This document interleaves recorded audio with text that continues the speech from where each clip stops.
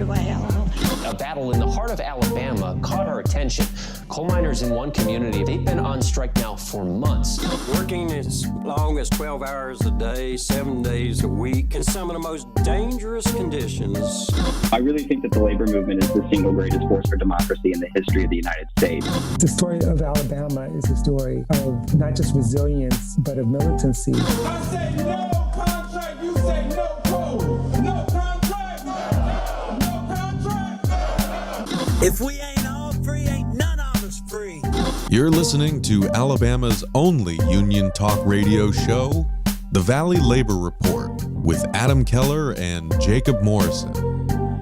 Hello, Tennessee Valley. This is the Valley Labor Report, and my name is Jacob Morrison, back in the saddle here with my co-host and fellow agitator, Adam Keller, and we are broadcasting live online and on the radio from the heart of the Tennessee Valley, the Spice Radio Studio in Huntsville, Alabama. Today, the Republican Party has veterans in their crosshairs during this debt limit debacle. We talk about some freaks who don't reckon janitors deserve $30,000 a year. We also take a look at Amazon in Bessemer getting hit with a labor board complaint and more on today's Valley Labor Report. If you want to be part of the program, we've got a phone number and the line is open. You can call or text 844-899-TVLR. That is 844-899-8857. You can also leave a voicemail throughout the week, and we might play it on the next program. If you haven't gotten enough of us by the time that we wrap here on the radio, or if you just want to see what we're up to throughout the week, then you can find us anywhere you find anything online. All you have to do is search for the Valley Labor Report.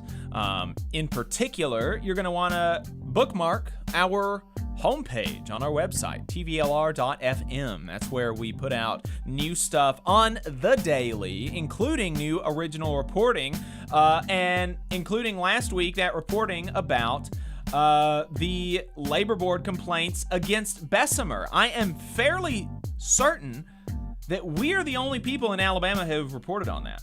I don't think I've looked for it, and I don't think anybody else has mentioned it. So, you know, you want labor news about Alabama workers, we're the place to go, TVLR.fm. Of course, we are also on Twitter, Facebook, YouTube, TikTok, all at the Valley Labor Report.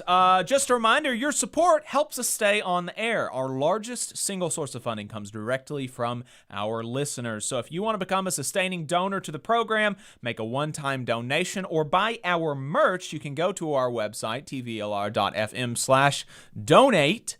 Our store, tvlr.fm/store, and you can also become a patron at patreon.com/The Valley Labor Report. Also, if you're a member of a union, definitely please think about getting your local to sponsor the show. We are coming up on the expenditure of the excess funds that we have raised for our expansion. So we're looking for new sponsors, we're looking for new advertisers, looking for new partnerships with other unions, and to be able to continue with the expansion, and in particular the original reporting, which we think is an asset to Alabama, to have people that are, trying to monitor issues related to workers.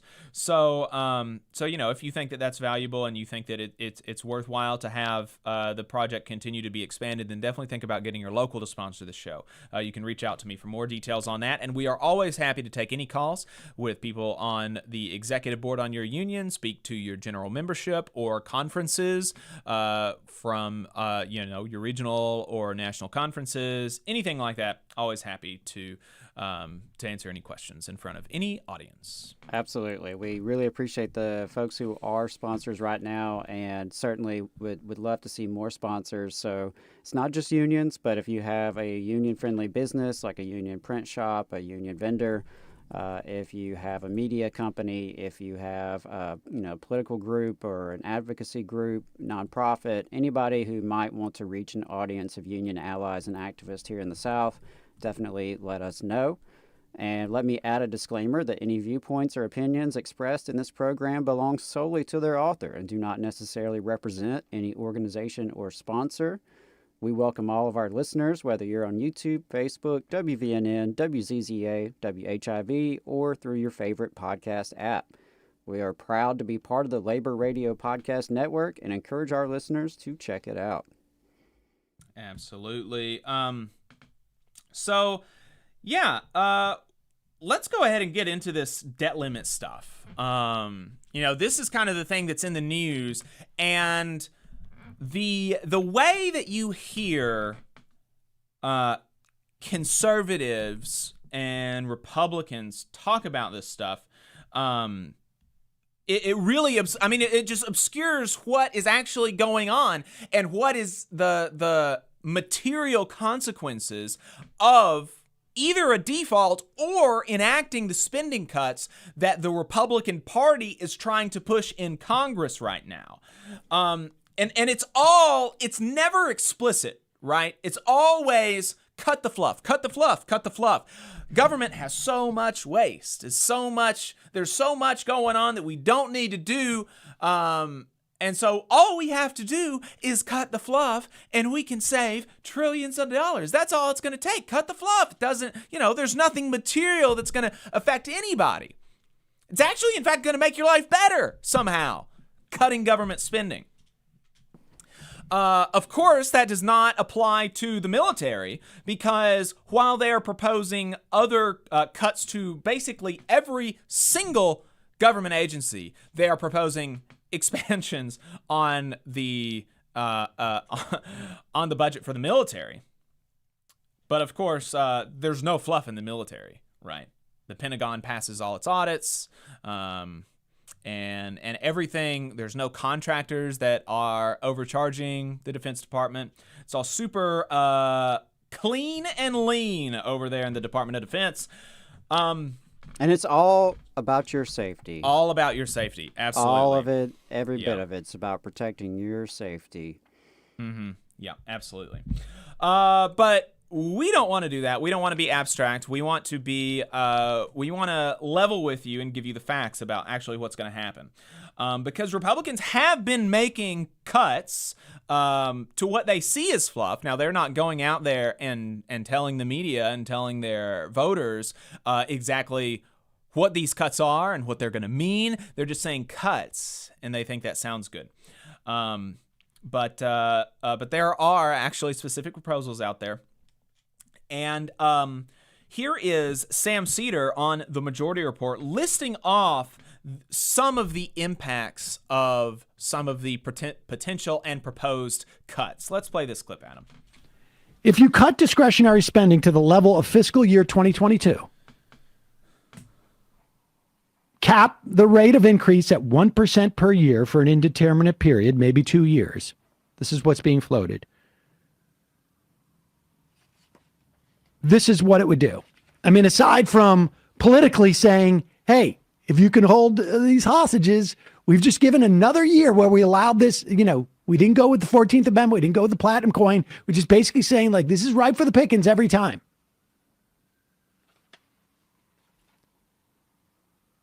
Again, we don't know all the details, but as Ryan Cooper writes, returning to fiscal year 2022 budget levels would mean an immediate cut of 13% to every government agency and program. If defense and border cops are exempted from that across-the-board cut, then the cut will be closer to 22%. Representative Rosa DeLauro, Connecticut, on the House Appropriations Committee, solicited estimates from various government departments on what a 22% cut would mean. 60,000 people would not be able to attend college. 200,000 children would get kicked off Head Start. 100,000 families would lose childcare.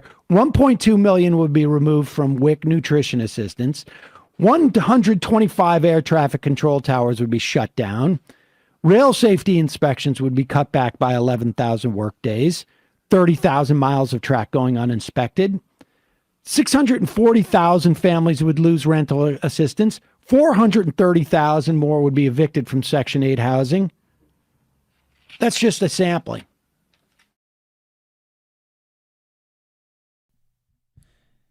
So these are real things, right? This isn't just, we're not talking about just cutting the fluff and actually, in fact, making everybody's lives better because of the cutting of the fluff. These are going to materially impact people's lives and make them worse. Make them worse. There's no argument about that. That comes from what Sam was talking about there was, it comes from an article in the American Prospect written by Ryan Cooper, where he lists off just some of, like Sam said, the estimates from government departments that were sent to Representative Rosa DeLauro, who's a ranking member on the House Appropriations Committee, about just what a 22% cut would mean. And so this comes directly from their proposals, right? Capping spending at the fiscal year 2022 levels. Ryan Cooper does note in his article that Republicans have not suggested exactly an across-the-board cut, but it's certainly possible that some of the above priorities would be spared. But if any of the above priorities that were just mentioned, right, by Sam, if any of those are spared, then what is that going to mean? That means that cuts to programs that are not spared are only going to be worse if we're going to try to cap spending at fiscal year 2022. Right. I mean, this is just, it's really, really insane. And they have put some explicit stuff in the Limit, Save, Grow Act, which passed the House of Representatives. Bernie Sanders, in an email, mentioned that they are pushing for a complete repeal of the estate tax, a $3.5 trillion extension of Trump's tax breaks, and a massive increase in the Pentagon budget. At the same time that they are, quote unquote, deeply concerned about the national debt. A couple other things that weren't mentioned earlier is that these cuts would also mean deep and sweeping budget cuts that would push 790,000 Americans out of their jobs and push the economy towards a recession. Up to 21 million Americans could lose Medicaid. This is not just abstract stuff that we're talking about. We're talking about real people's lives being materially impacted for the worse, and unnecessarily so, and while the Republicans are trying to heap more benefits on the people at the very top. It is just really, really, really gross. And so, folks need to know that. Folks need to know that. It's important that you actually understand what's going on in D.C. Because some people will try to obscure it for you, and they don't want you to know all this stuff. We're going to take a short break, though, and we're going to dive a little bit deeper into one of these specific budget cuts and how it would affect a particular population in the United States, that being veterans. Republicans are supposed to love veterans, right? And so we're going to take a look at how these budget cuts are going to affect veterans. So we're going to be right back. Stay tuned. You're listening to the Valley Labor Report. IBW 558 is like a great football team. You've got to have the aptitude, skills, and knowledge to outperform the competition.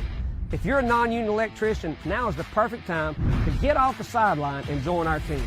We have the absolute best wages and benefit package in North Alabama and Southern Tennessee. It's because our team stands together, bargains together, and our families benefit from it. With immediate openings, you have the opportunity to see why the IBW is the right choice. Support for the Valley Labor Report comes from the International Federation of Professional and Technical Engineers Union. Learn more by visiting www.ifpte.org. The attorneys at Maples, Tucker & Jacobs have stood with the working people of Alabama for over 40 years, providing skilled legal representation for your workplace injury claims. When you are injured on the job, it can be a scary time. The attorneys at Maples, Tucker & Jacobs have the experience to guide you through the process to make sure that you and your family are properly taken care of and your rights are protected. If you need help, call the attorneys at Maples, Tucker & Jacobs at 855-617-9333 or visit online at www.mtnj.com. No representation is made that the quality of legal services provided is greater than the quality of legal services provided by other law firms. Support for this program comes from the International Brotherhood of Electrical Workers, Local 136 out of Central Alabama. Learn more at ibew136.org. Attention union members, membership organizations, podcasters, or anyone with a payment processing need. The future is here, and your organization needs to be prepared by working with Unionly. With Unionly, your union or organization can take payments on a mobile device, eliminating processing fees, giving you a better price than other payment processing methods, while at the same time supporting a union-friendly business with a specialized skill set to meet your needs. Your members will thank you when they pay their dues at their convenience without waiting in line to deposit cash or check. Start preparing for the future today by calling 206-595-8631 or visiting unionly.io. Are you looking for a better future, a career that can have you set for life, and to be a part of something that's bigger than yourself? If you are, then consider a skilled trades apprenticeship with the International Union of Painters and Allied Trades. The work of IUPAT is all around us, from the industrial painters who work on the bridges to drywall finishers, floor coverers, the glazers who install the glass in our skylines, and so much more. With an IUPAT apprenticeship, you earn while you learn and receive benefits while learning the trade, including a pension. We provide world-class education free of charge. That's right, no student debt. Our starting salaries for apprentices that graduate is above the national median salary with benefits for entire families. And you have the flexibility to take your trade wherever you'd like in the country to work. IUPAT District Council 77 covers our entire region, so give Adam Booth a call at 205-603-3142 for more information. Again, that phone number is 205-603-3142. Come build a better future with us today and join IUPAT. The sign hit the city like a bolt of lightning. You know the photo. It's iconic. Marches in the streets holding a simple sign with a simple message. I am a man. The I Am Story podcast explores the fight that inspired those words, how a group of sanitation workers in Memphis stood up and made history. They don't see us as men and women. Go to iamstory.com or wherever you get your podcasts to subscribe. I'm attorney Tommy Sinyard. When you've been injured and need help, you need a lawyer who's with you. Sinyard Law. You need attorneys always available to take care of you. Sinyard Law. And keep you in the loop. It's your case. You need to know what's happening. Sinyard Law. And never a charge to meet with us to evaluate your case. Sinyard Law. A new firm, but an old name. One that will stay with you every step of the way. Sinyard Law. The name with proven results. Come on, you poor workers, good news to you I'll tell. How the good old union has come in here to dwell. Labor creates all wealth should go to labor, and you are listening to the Valley Labor Report. My name is Jacob Morrison, here with my co-host and fellow agitator Adam Keller. Adam, let's open up the phone lines so that we can get people in if they have any comments. Sure thing. I was mistaken about when our guests Steve Early and Suzanne Gordon are going to be coming on to talk about veterans issues. They're going to be coming on at 10:15, so we're going to be talking about some other stuff. If you want to call in or send us a text message, the phone number is 844-899-TVLR. That is 844-899-8857. Appreciate the conversations in the chat and everybody joining us. We've got Infinite Content, Alex, Vex, Pittsburgh Dude. Really appreciate everybody tuning in and watching and engaging in the content. So let's we're gonna play this clip, and I think probably a lot of y'all have heard it. Adam, have you heard this Tuberville clip?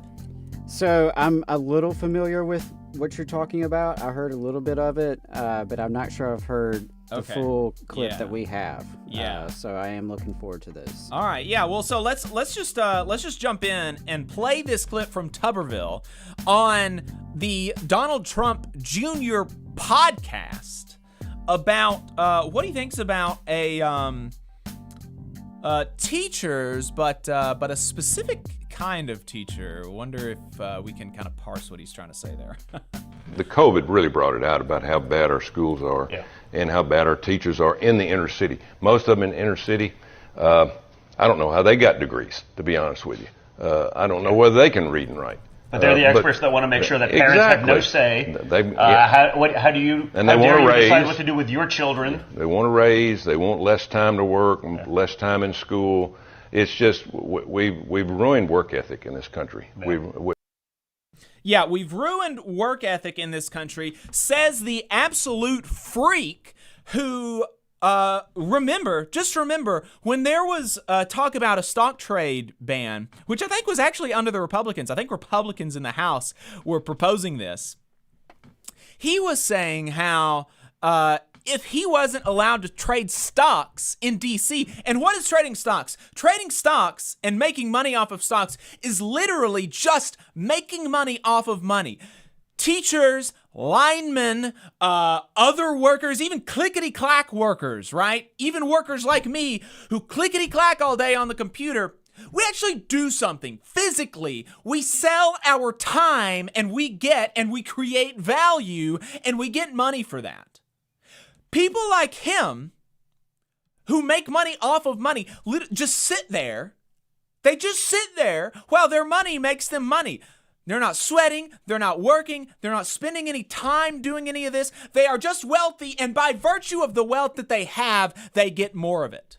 And this absolute freak has the gall to question the work ethic of teachers, and then inner city teachers at that, who no doubt, because of the rampant underfunding of our inner cities and because of the poverty in our inner cities, have some of the hardest jobs of any teacher in the country, not because inner city students, and we know what they're talking about there, right? Black.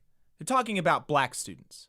It's not because black students are incapable of learning or that they are inferior. It is because poverty is correlated with educational outcomes. In fact, there is no single greater predictor of educational outcomes than the wealth of the zip code in which you reside. The single greatest predictor of educational outcomes is the median wealth of the zip code that you live in. Right? And so even if we have superstar teachers who are not only can read and write, as obviously every single inner city teacher can, but superstar teachers who got fancy degrees from Harvard and know everything and are the up to date on the latest pedagogy in classroom learning, even that's not correlated with success as much as wealth. And you cannot erase all of that, erase all of the environment that they are growing up in the classroom. You just simply can't do that. And so, yes, there are things that we can do to make schools better, including, in fact, the thing that he is derisive of, which is making sure that the people who are educating our students are taken care of, can feed their families. And not only can feed their families, but here's an idea. Hold on to your seat, Adam. Make sure that everybody's sitting down. Maybe they've got enough money to go on a vacation sometimes. Oh. Maybe they have some disposable income. Maybe they can go to a fancy restaurant every now and then. Are you saying maybe, just maybe, they could afford to live in the cities in which they teach? Now, look, I know this is some wild stuff that I'm proposing, but I think it's reasonable. And, these people like to talk about the market. And what does the market say? The market says that the higher value the thing is, the more it costs to attain, right? And so, obviously then, there's going to be some correlation with the degree to which teachers are compensated and their ability to perform their jobs. It's not going to be the end all be all, obviously. And then not to mention that it's just the right thing to do. If we're going to be a government and we're going to have jobs for people, we're going to put jobs out there and we're going to say we need this done, then the people who do the thing that we need done ought to be compensated for it. Obviously.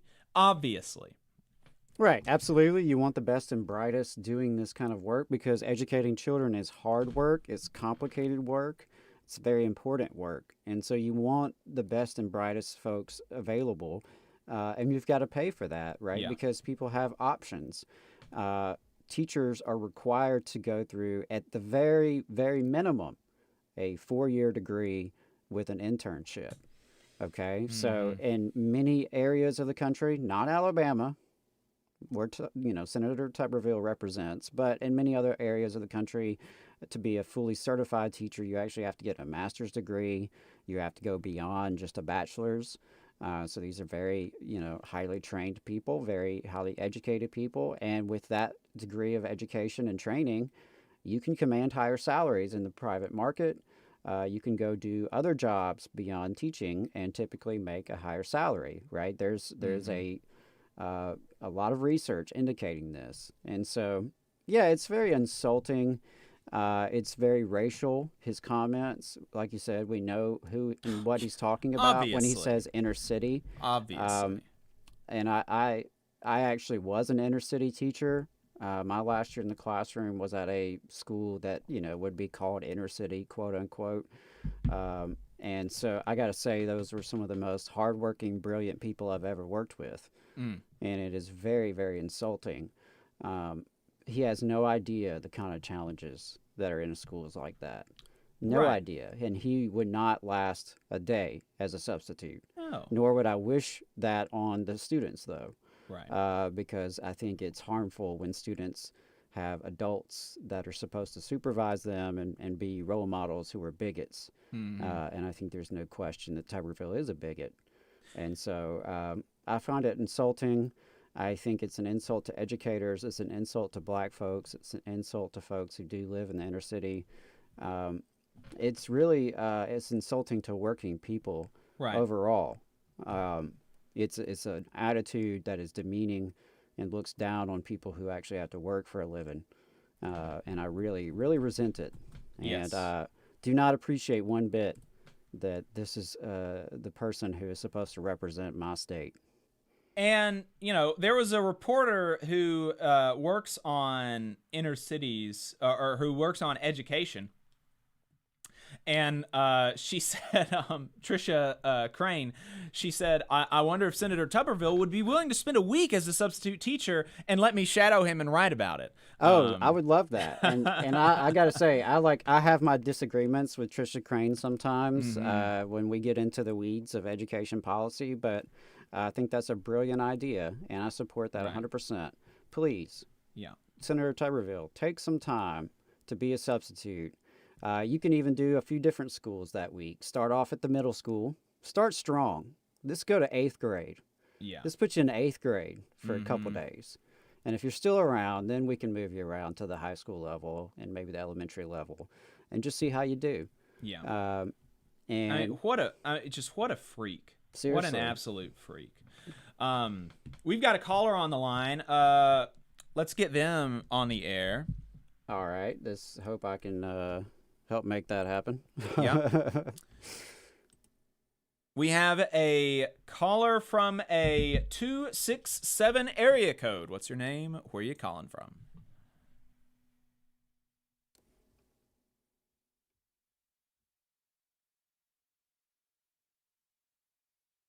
Let's see. Are you there with us, caller? Do we have the is it muted? The tab? It was not. So, no, I'm not sure exactly what's going on there. I will work on this. So, caller, if you don't mind, just give us a call back here in just a couple minutes. Let me make sure everything is set up the way it's supposed to be set up. I do apologize for that. Bonkers. All right. So while we're waiting on that, I have a quick story about Amazon and Bessemer. Amazon was hit with, I believe it was 5 labor board complaints last week. And Adam wrote about it on our website, tvlr.fm. Like I said, I believe we are the only people in Alabama who have written about that. And it's really important stuff, even though it is coming. I mean, it's late. This is over a year after the latest election. And so it's very unfortunate that this couldn't have come earlier. But this is one of the consequences of underfunding our government agencies, right? I mean, this is because the NLRB has been flat funded since 2014, other than last year. And even last year, they didn't get a raise, that they didn't get an increase in funding even enough to match inflation, right? And so there's obviously still some major funding issues at the NLRB, and that affects their ability to quickly resolve cases.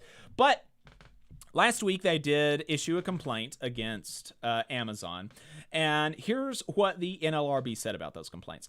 The complaints alleged that the employer promulgated and selectively enforced an unlawful off-duty access rule that banned employees from the employer's facilities when not on shift. Among other remedies, the complaints seek recession of the unlawful rule, mandatory training, and union access. The complaints also contain additional allegations specific to each locations. The complaints involved the Bessemer warehouse and the JFK 8 facility that was recently unionized by the Amazon Labor Union, as well as facilities in Joliet, Illinois, Covington, Pennsylvania, Swedesboro, New Jersey, and Kenosha, Wisconsin. And so here's what happened specific to Bessemer. The Region 10, Atlanta, Region 10 of the NLRB, issued a consolidated complaint covering 10 charges related to Amazon's BHM1 facility before and after a rerun election at the facility. The complaint alleges that prior to the quote-unquote off-duty access rule, the employer promulgated and maintained a rule prohibiting access more than 30 minutes before or after a shift. It further alleged removal and prohibition of pro-union materials, captive audience meetings, interrogation and polling, surveillance, threats of loss of pay and benefits, and threats of closure. An administrative law judge is scheduled to hear the case on September 25th.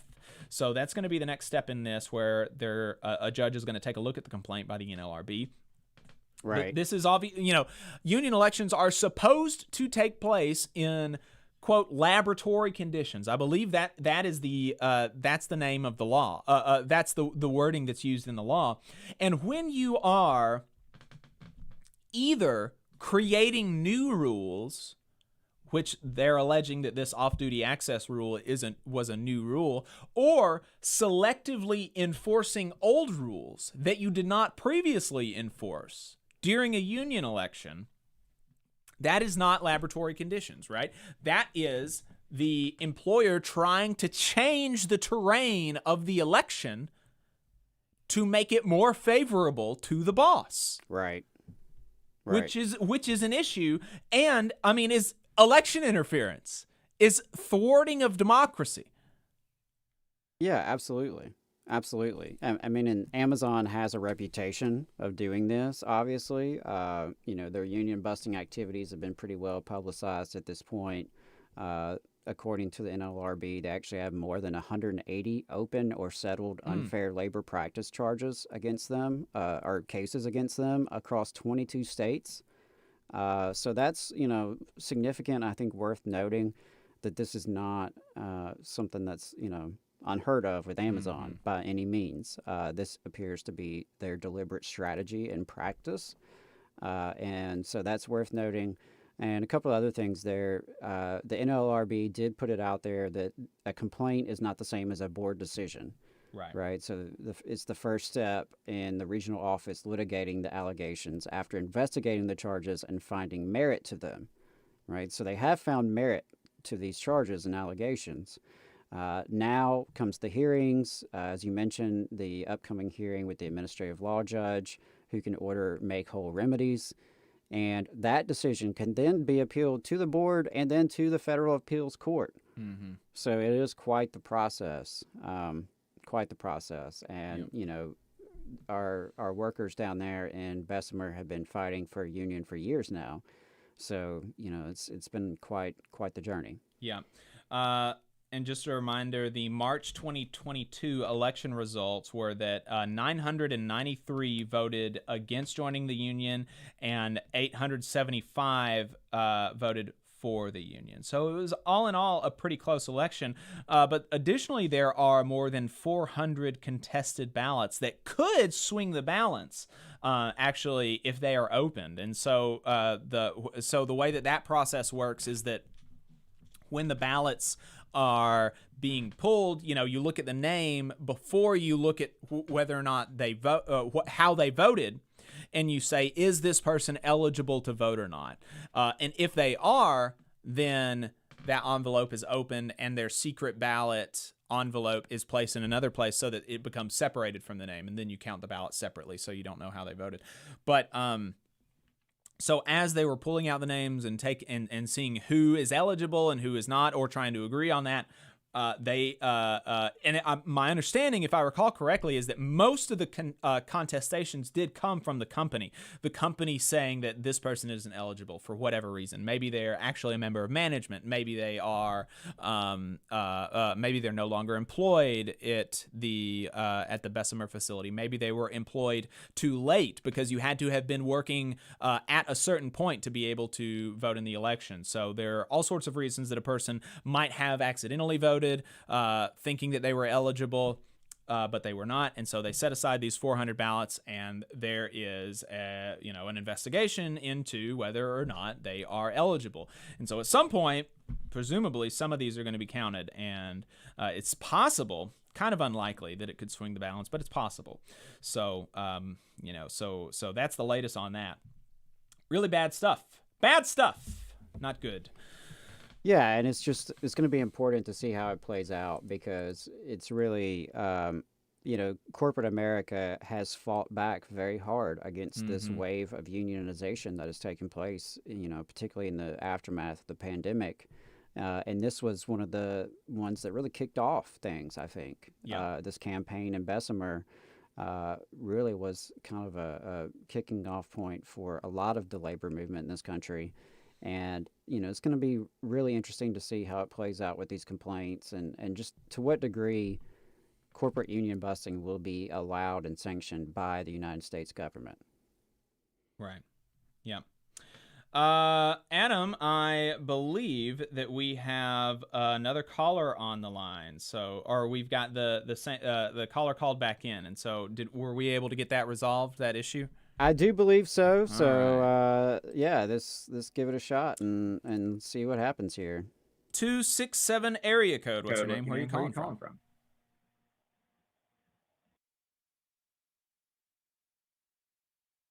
Hey there, caller. Are you there?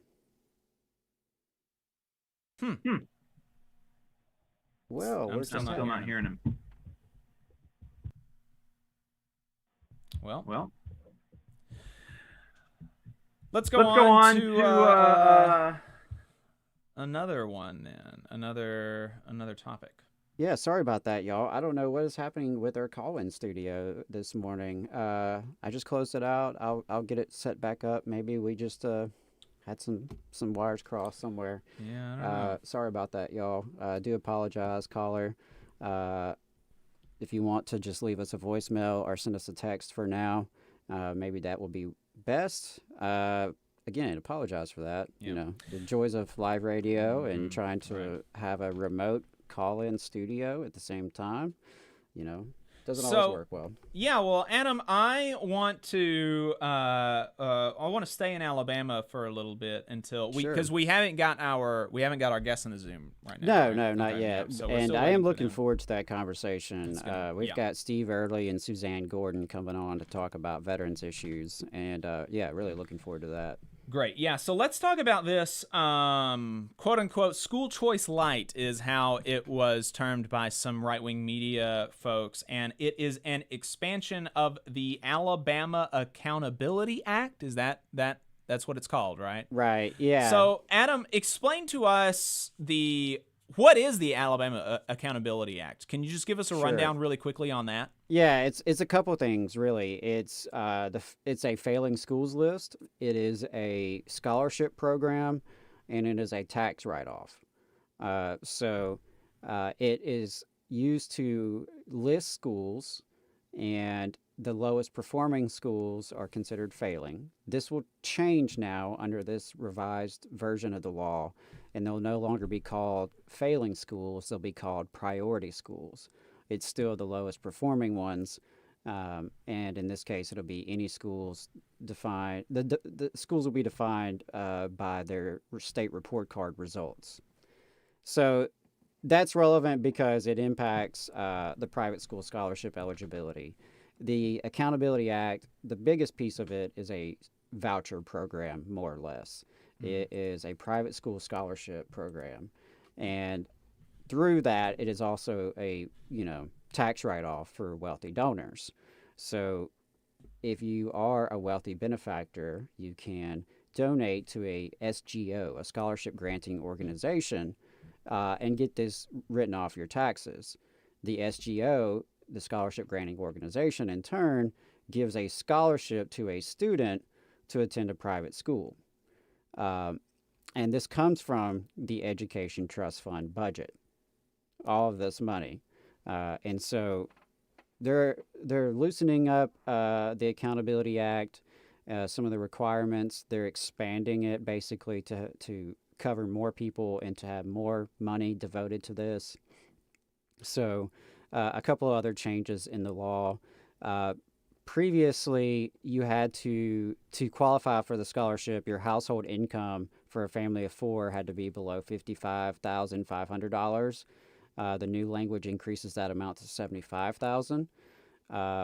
And there's also going to be an expansion of about $20 million more devoted to this program. And the bill would also raise the maximum scholarship to $10,000 per student. So it's it's another means to funnel private or public tax dollars into private pockets, basically. Some wealthy folks have benefited off running the SGOs and using these as tax write-offs. And then you've got private schools who are being subsidized, basically, with public school dollars through this program. And it's, it's not a significant number of people we're talking about. They expect the enrollment to go up by, a couple hundred folks. So not a significant cost in the grand scheme of things. But it's just sort of been one of the ways in which Alabama Republicans have whittled away at education. Mm-hmm. This was Dale Marsh's prized bill. He fought very hard to get this done under sketchy circumstances. And so, it's been going on for years. It has drained tens of millions of dollars from the Education Trust Fund. At this point, I would imagine it's well into the hundreds of millions of dollars.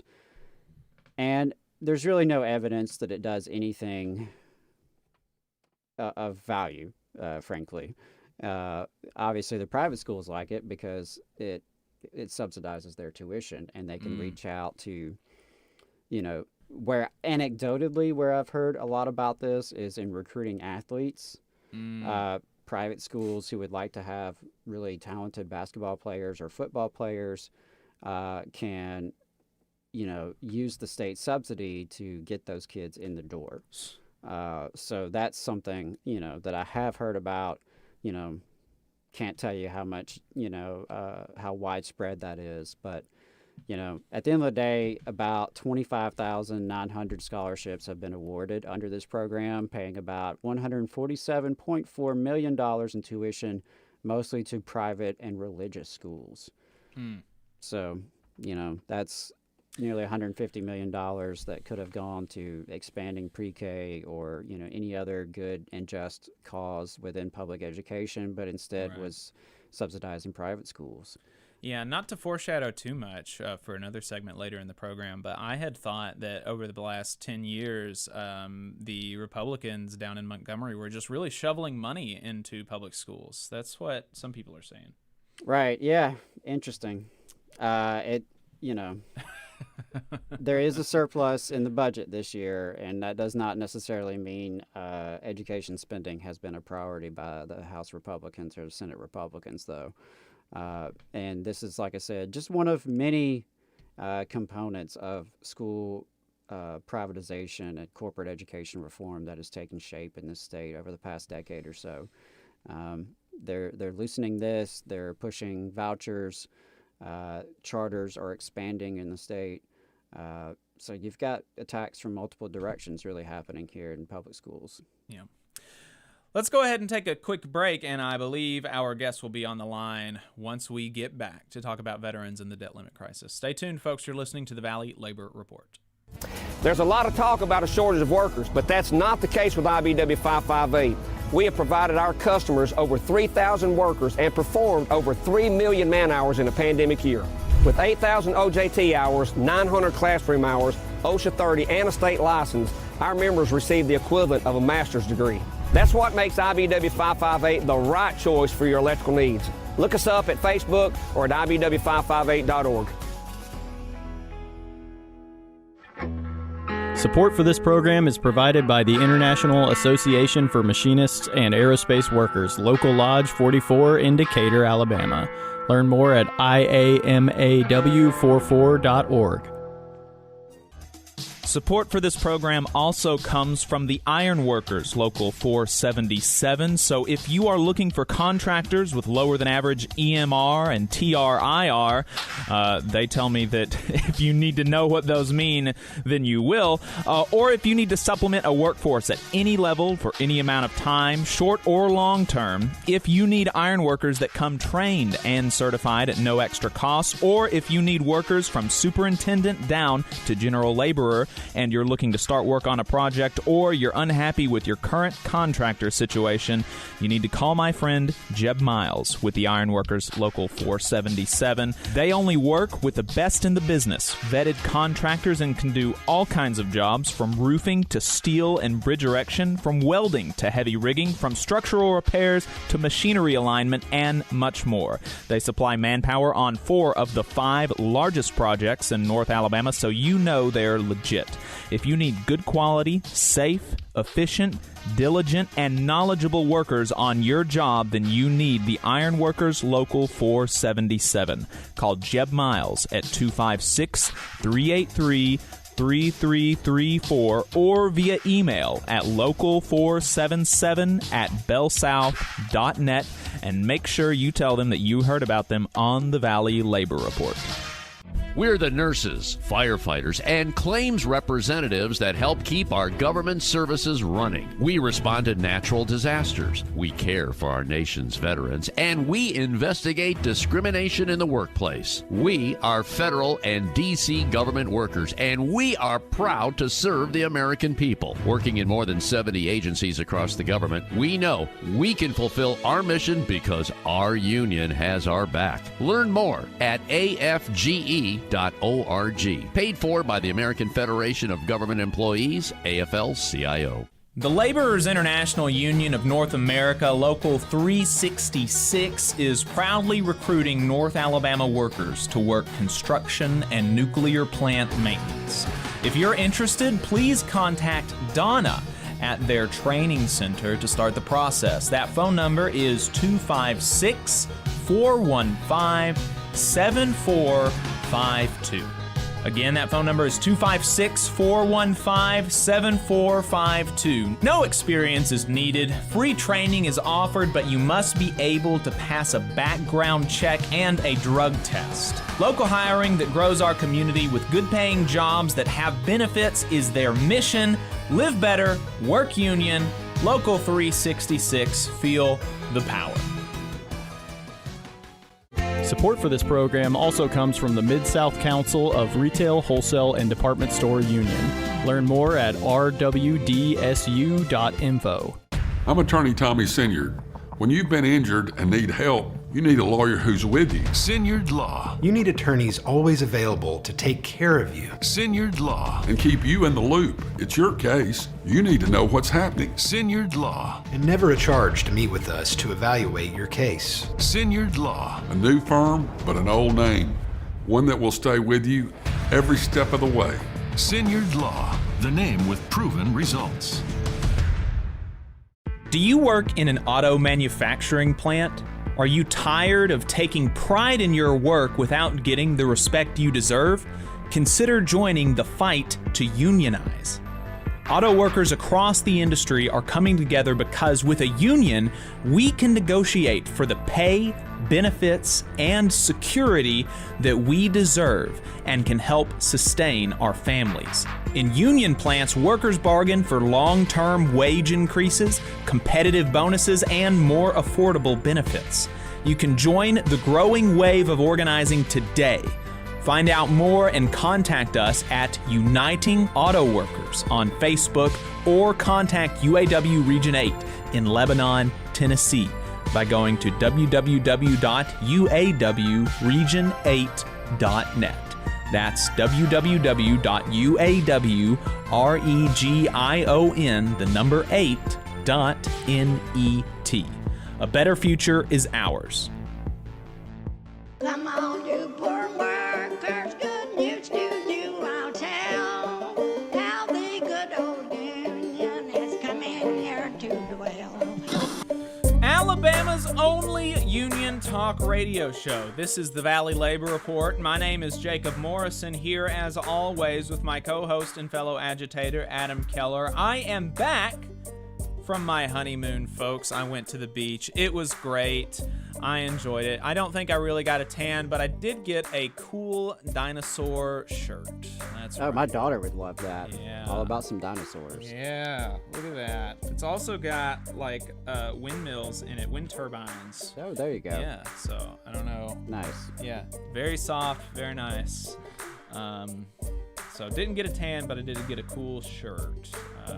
Read a lot on the beach. It was very, very cool. I like my ring. It is my wife's grandfather's ring.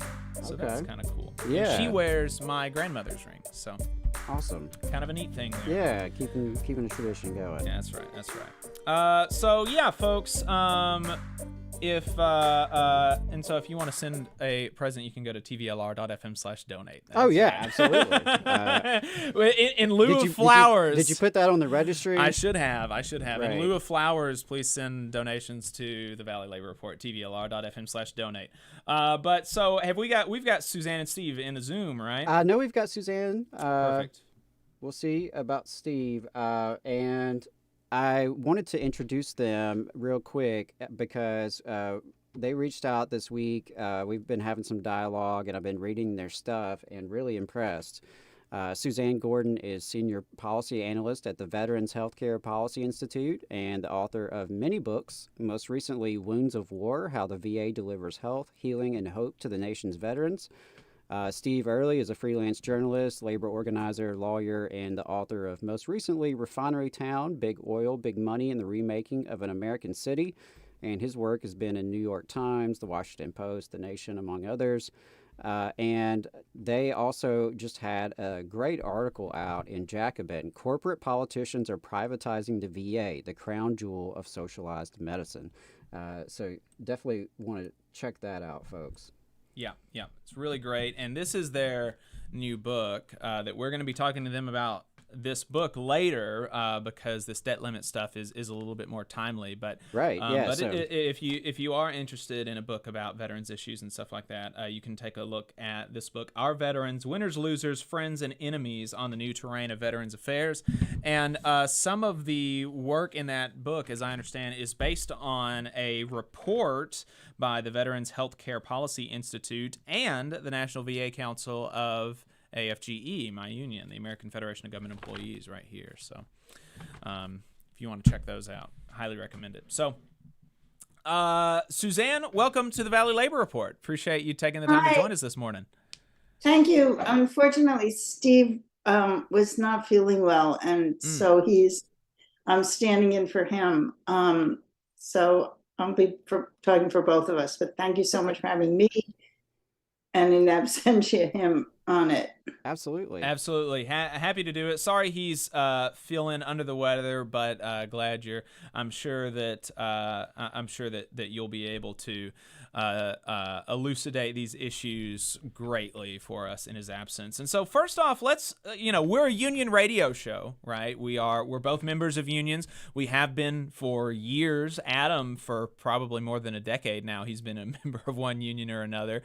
Me, I'm coming up on half a decade in the labor movement. We have both held various offices in our unions. And so, your work really kind of centers around veterans and veterans issues, but especially with some of these last few things, they've really been intersecting with labor issues, and you've been making that point explicitly. And so how do you see the relevance of veterans affairs to labor? Well, to be a veteran, you have to have been working for the U.S. military. And so the issue of labor and how work impacts human beings is central to veterans, and the veterans benefits that we've just been talking about, that they've been talking about when this whole thing, the whole debate about and controversy about the debt ceiling is occurred, is all about the impact of military work on human beings who then become veterans when they leave the military, because you can't get veterans benefits if you didn't do this work, and often if you weren't hurt by this work. So all the benefits, like the veterans health care that they've been talking about, that the Republicans wanted to cut or would have cut without Democratic pushback, is also related to military work. And then, veterans also, and this is something that has been entirely missed in the discussion about the debt ceiling. Veterans don't just work for or benefit from one federal agency, the Department of Veterans Affairs. They work in many agencies that would be impacted by a government shutdown or cutbacks in government services. 100,000 veterans work in the post office. Veterans get a veteran preference for government hiring. They work in the EPA, they work in Homeland Security, et cetera, et cetera. So, and also the other thing that is really disturbing is in this focus on veterans benefits, like from the VA, and certainly from the Veterans Health Administration, which is the healthcare system that we have set up as taxpayers and funded for the past almost 100 years to serve military veterans. Only about 9 million veterans are enrolled in the VA because other veterans are not eligible. So cuts in Medicare or on the state level, Medicaid, really impact veterans all over the country. And then veterans don't live in little veteran-only bubbles. They have family members and friends and communities that depend on government services. So I think this whole debate about, the impact on veterans is really narrow. And then, although I'm a big advocate for helping veterans and delivering excellent services to veterans, cuts in the VA would impact all of us. The VA teaches 70% of American physicians in training. It does research that impacts all of us. It has a mission, a fourth mission, to serve in help as a backup to the civilian health sector in in national emergencies. So, as usual, the framing of these issues is very conveniently narrow. And then, one has to ask, veterans signed up to quote unquote sacrifice for their country. Do they want to see their country, the country's economy demolished by right-wing Republicans who, just have absolutely no agenda aside from, destruction? So it's a very interesting issue. Yes, absolutely. And that's a very good point about, broadening out the issue in multiple ways. For one, like you said, the Veterans Affairs is not the only government agency that has relevance to veterans because they're employed all throughout the government at a very high rate. And so cuts to any federal agency is going to actually disproportionately affect veterans. And then also, veterans are part of other people's families, and if something hurts them, it's going to hurt the rest of their family and their friends and their community and all this stuff. And that's all very important to understand. But narrowing it down again to the Veterans Affairs, you mentioned in the article in Jacobin that the Limit, Save, Grow Act has a proposed cut to the Department of Veterans Affairs of 22%. Yeah, right. It's right. It would be 22%. And the Republicans have already constructed a series of legislation that unfortunately many corporate funded Democrats have signed on to, called the VA Mission Act, that outsources veterans care to the private sector. And so we already, the budget that we have allocated to the VA healthcare has already been depleted by almost 50%, because now much of it goes to private sector providers, not the VA. So if you have depleted the budget by 50% and then you add on to that a 22% cut, you can't just look at, the 22%. It has to be considered on top of the over 35% that is now going out of the VA to private sector providers to take care of veterans. And these providers don't know anything about military cultural competency, about veterans' complex health conditions. So this act, the Republicans were constantly saying, "Oh, no, these cuts aren't going to impact veterans." Well, once again, they look narrowly at which veterans and where these veterans live and work and what services they depend on. But they also conveniently excise from their calculations the damage they've already done. But the reality is that these people are wrecking balls. They have no positive agenda. We see this in VA healthcare, where they have initiated a series of outsourcing legislation over the past since 2014. And the studies show that when veterans go to private sector providers instead of Veterans Healthcare Administration, that they really suffer because these providers don't provide the kind of high quality coordinated care the VA does. So you have to really understand the broader picture of what is happening in Veterans Affairs. Right. Yeah, absolutely. And this 22% cut on top of, like you mentioned, all the other cuts, this is going to affect people on both sides of the issue in Veterans Affairs, right? It's going to mean people go without services, whether that be healthcare or other things that the Department of Veterans Affairs administers. I would assume that they administer other benefits than healthcare, like college funding and stuff, right? Well, also, many veterans depend on pensions administered by the veterans of the VA, and also compensation for service-related injuries. And so their incomes, if you are a 100% disabled veteran, like some of my friends are, you are going to be dependent on that check coming from the VA. And if you don't get that check, you're going to be really out of luck. And there's just, also VA research, there's ongoing VA research. The VA is doing research into prostate cancer that veterans suffer from, into COVID, into long COVID. And, not only veterans depend on the outcomes of the research and the treatments that they develop. The VA developed almost nobody knows that the VA is the second largest after the National Institutes of Health research powerhouse in the country.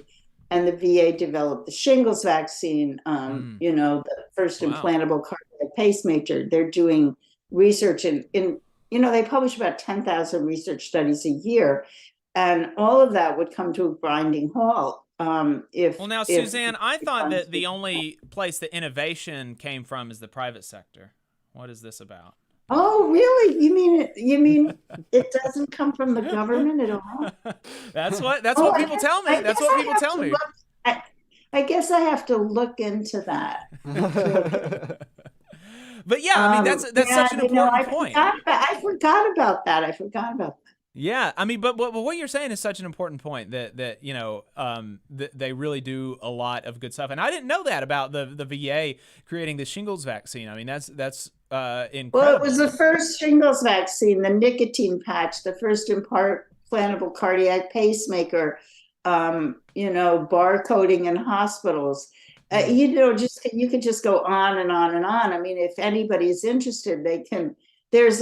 I would really encourage people to go to the website of the Veterans Healthcare Policy Institute. We have a whole rash of studies that show that the VA delivers much better care to veterans than the private sector does to those of us who aren't veterans. And very few people know, for example, that the VA pioneered the integration of primary care and mental health care. So most of us, when we go to the doctor and we say we feel depressed, they refer us to a psychologist or psychiatrist. And the VA, and then you may or may not, make the appointment. You may or may not go to the appointment. In the VA, if you say you feel depressed or anxious, they walk you down the hall and introduce you to a psychiatric nurse practitioner, psychologist who's right there on the premises. Right. This model really has been documented to be much more effective than the sort of referral model. And the same is true, if you have a problem with taking your medications, they walk you down to a pharmacist. Or if you need help with your diet because you're trying to deal with, diabetes or obesity, they walk you down to a dietitian. None of this happens in the private sector. I mean, They have social workers. They have multiple social workers involved in primary care practices. At UCSF, University of California, San Francisco, they have 28,000 patients in their primary care practice, and they have one social worker. At VA, in a small primary care practice, they'll have 10, whatever. That we have been, for the past decade, we have been bombarded with negative messages about the VA. And it all ties into this debt crisis issue, because we've been bombarded with negative messages about government from Koch brothers and dark money, right-wing funded billionaires, organizations that they fund. And they don't want us to believe that government can work. And they, bombard us with messages. They defund institutions and agencies like the VA. And then they want to defund the whole government to make sure government doesn't work, by just having it not be there at all. And this is a strategy that is killing people, literally, quite literally killing people. Yeah, and it really is a kind of self-licking ice cream cone, right? You say that government doesn't work, so I'm going to cut government, and then, look at that, government is even worse. Now I'm going to cut it even more. And it's totally a lot of these, to the extent that there are issues in government services in the VA, a lot of it is really just manufactured by underfunding and by lack of support for these agencies. And so, sabotage. Sabotage. And so in that context, I mean, what do you make of the right's overtures to veterans as they are doing all of these things to destroy services that they rely on, to destroy their ability to have a good job after their service? While they're doing all of that, these politicians are going around as if they are the ones that care about veterans, and everybody who's not a Republican hates veterans. No, absolutely. It's it's a huge hypocrisy. I mean, hypocrisy is an understatement. These people send young men and women into unnecessary wars that give them the healthcare problems and economic problems and so forth that that make them dependent on the Department of Veterans Affairs. And then they cut the Department of Veterans Affairs so that they aren't helped. And, in many, it's really fascinating. If you go back to, for example, 2014, where Bernie Sanders introduced a really sweeping and comprehensive bill to improve the Department of Veterans Affairs that was supported by all the major veteran service organizations. That bill was opposed and killed. It wasn't even brought to a vote by John McCain and Republicans. And they got up on the floor of the Senate and had the temerity to make the argument that our veterans would not want to pass this bill to help them because it would cost so much money and it would hurt people in the future. I mean, these people have no shame, and tragically they even this, we see in this debt ceiling discussion, we're going to exempt the military from cuts. Really, and their support of these huge military budget deprives veteran families of the ability to fund education, their kids' education, to get good housing, to get out of debt. And also, their opposition to national health care and to free education or loans to people so that they're not saddled with debt for the rest of their lives. It just, creates poverty and impoverishment in the communities from which military service members are recruited. And most people enter the military today. The vast majority of people who go to enter our all-volunteer army do so because there's an economic draft. And even the military understands that if they didn't offer free education and healthcare, nobody would join up because there's a very limited amount of people who want to spend, their late teenage and early 20s years, fighting the bad guys. Right. And so it's really, but, tragically, I'm 77 and I've lived long enough. People are very divided and they often don't connect the dots and they're swayed by emotion. And so these right-wing politicians, appeal to veterans for a lot of the wrong reasons. And the military doesn't teach people to be critical thinkers. The military deliberately breaks you down and builds you back up so you'll do what? Kill other people, which you're not supposed to do, and obey orders and think in black and white terms. And so it's not surprising that a lot of veterans are bamboozled by these folks who, make all kinds of promises and really ignore their real needs, and often not just ignore their real needs, but destroy their communities. And I think that we can, one of the things that we can point to is that, maybe to a certain extent, it's not even necessarily that they're being bamboozled, but that the opposition for their issues are not much better. You mentioned that, a lot of these corporate Democrats are going along with some of these privatization things of the VA and the destruction of the VA.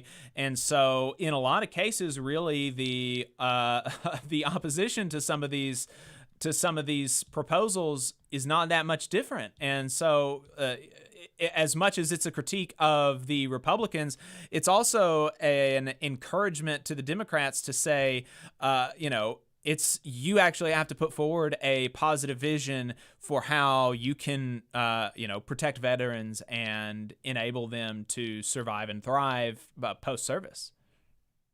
Absolutely. I mean, the Biden administration is a perfect example of this. Biden's VA Secretary, Dennis McDonough, has done absolutely nothing to reverse Trump-era policies that have helped to decimate the Department of Veterans Affairs. Absolutely, almost nothing.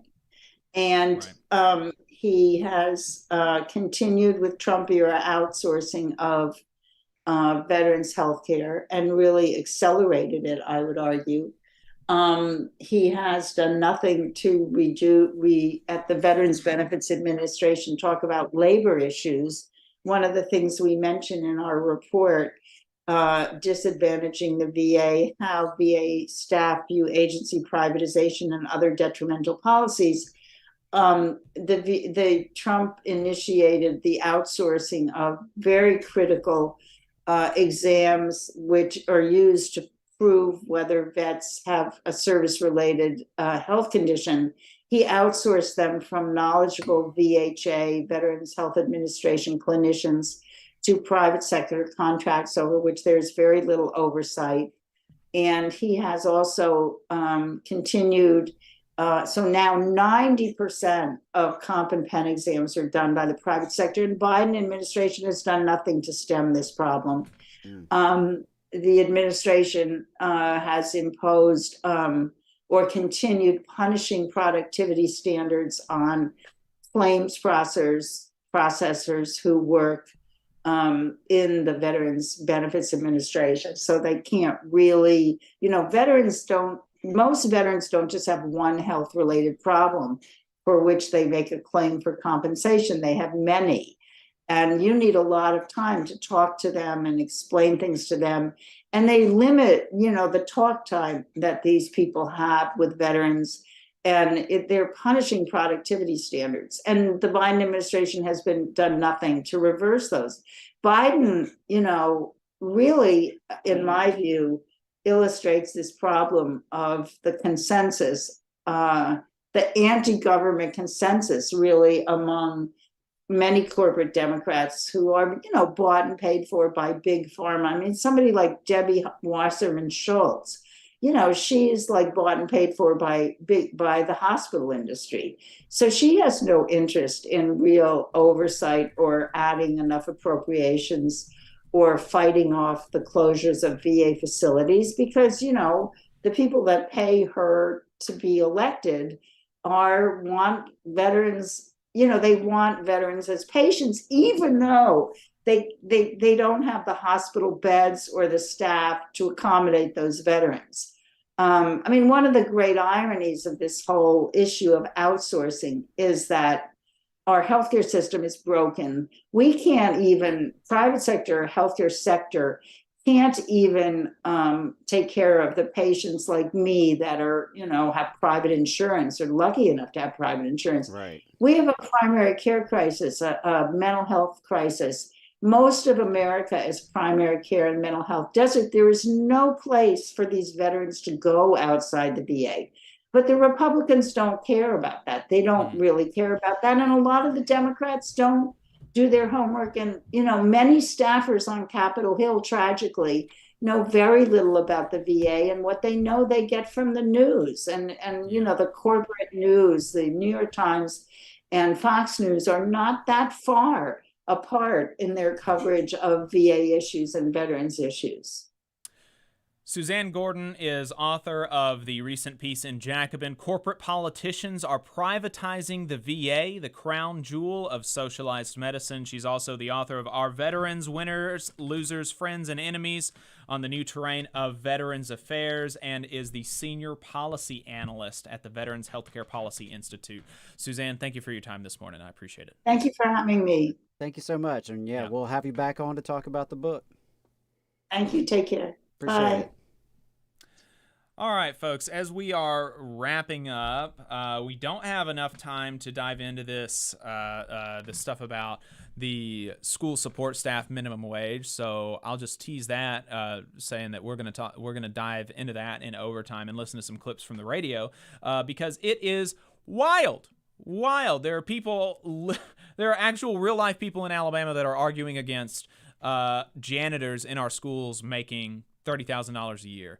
It's just absolutely insane stuff. So we're going to talk about that in overtime. That is the second half of the show, where we are online only. So if you're listening to us on the radio, then you should find us on Facebook and YouTube, where you can continue listening to the show for another hour and a half on your Saturday morning. So The last story that we'll hit here is this Three Brothers coffee shop story in Nashville, Tennessee. Workers at Three Brothers Coffee Shop unionized last year with the United Food and Commercial Workers Union, UFCW, Local 1995. And they, like so many other workers who unionize who successfully win a union election, have faced obstinate management, bad faith bargaining when they get bargaining at all, and they still don't have a contract more than a year later. So they escalated their campaign last week, and Eric of Tennessee, a freelance journalist up in Tennessee and video maker, had a great video that he put out on Twitter of them explaining what they're up to. So Adam, let's roll that clip.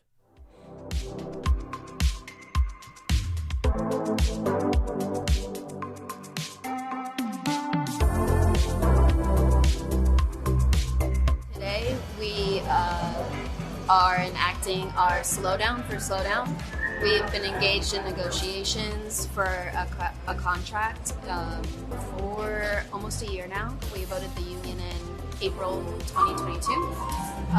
And the negotiations have been long, tedious, and they're to the point that they're constantly canceling meetings, showing up late, leaving early, and refusing to negotiate, definitely not bargaining in good faith. So the action we're taking is basically we're all working together and sort of just taking our time, letting every customer know their tickets are going to take 16 minutes. We're hoping for $16 an hour plus guaranteed tips. They came back after tedious refusal to negotiate and told us they would offer $9 an hour. Davidson County thriving wage as of last year was $32 an hour. That's just in order to live in the county we work in. So we're asking for about half that, and we're told that was astronomical. So what we're hoping to do today is get people communicating that they want us to be treated better, that they love this shop, they appreciate our work. And so they're sort of letting TJ know through reviews on Google, saying our demands, our reasonable demands should be met, which is $16 an hour plus guaranteed tips and reasonable intervals of meetings, 1 to 2 weeks.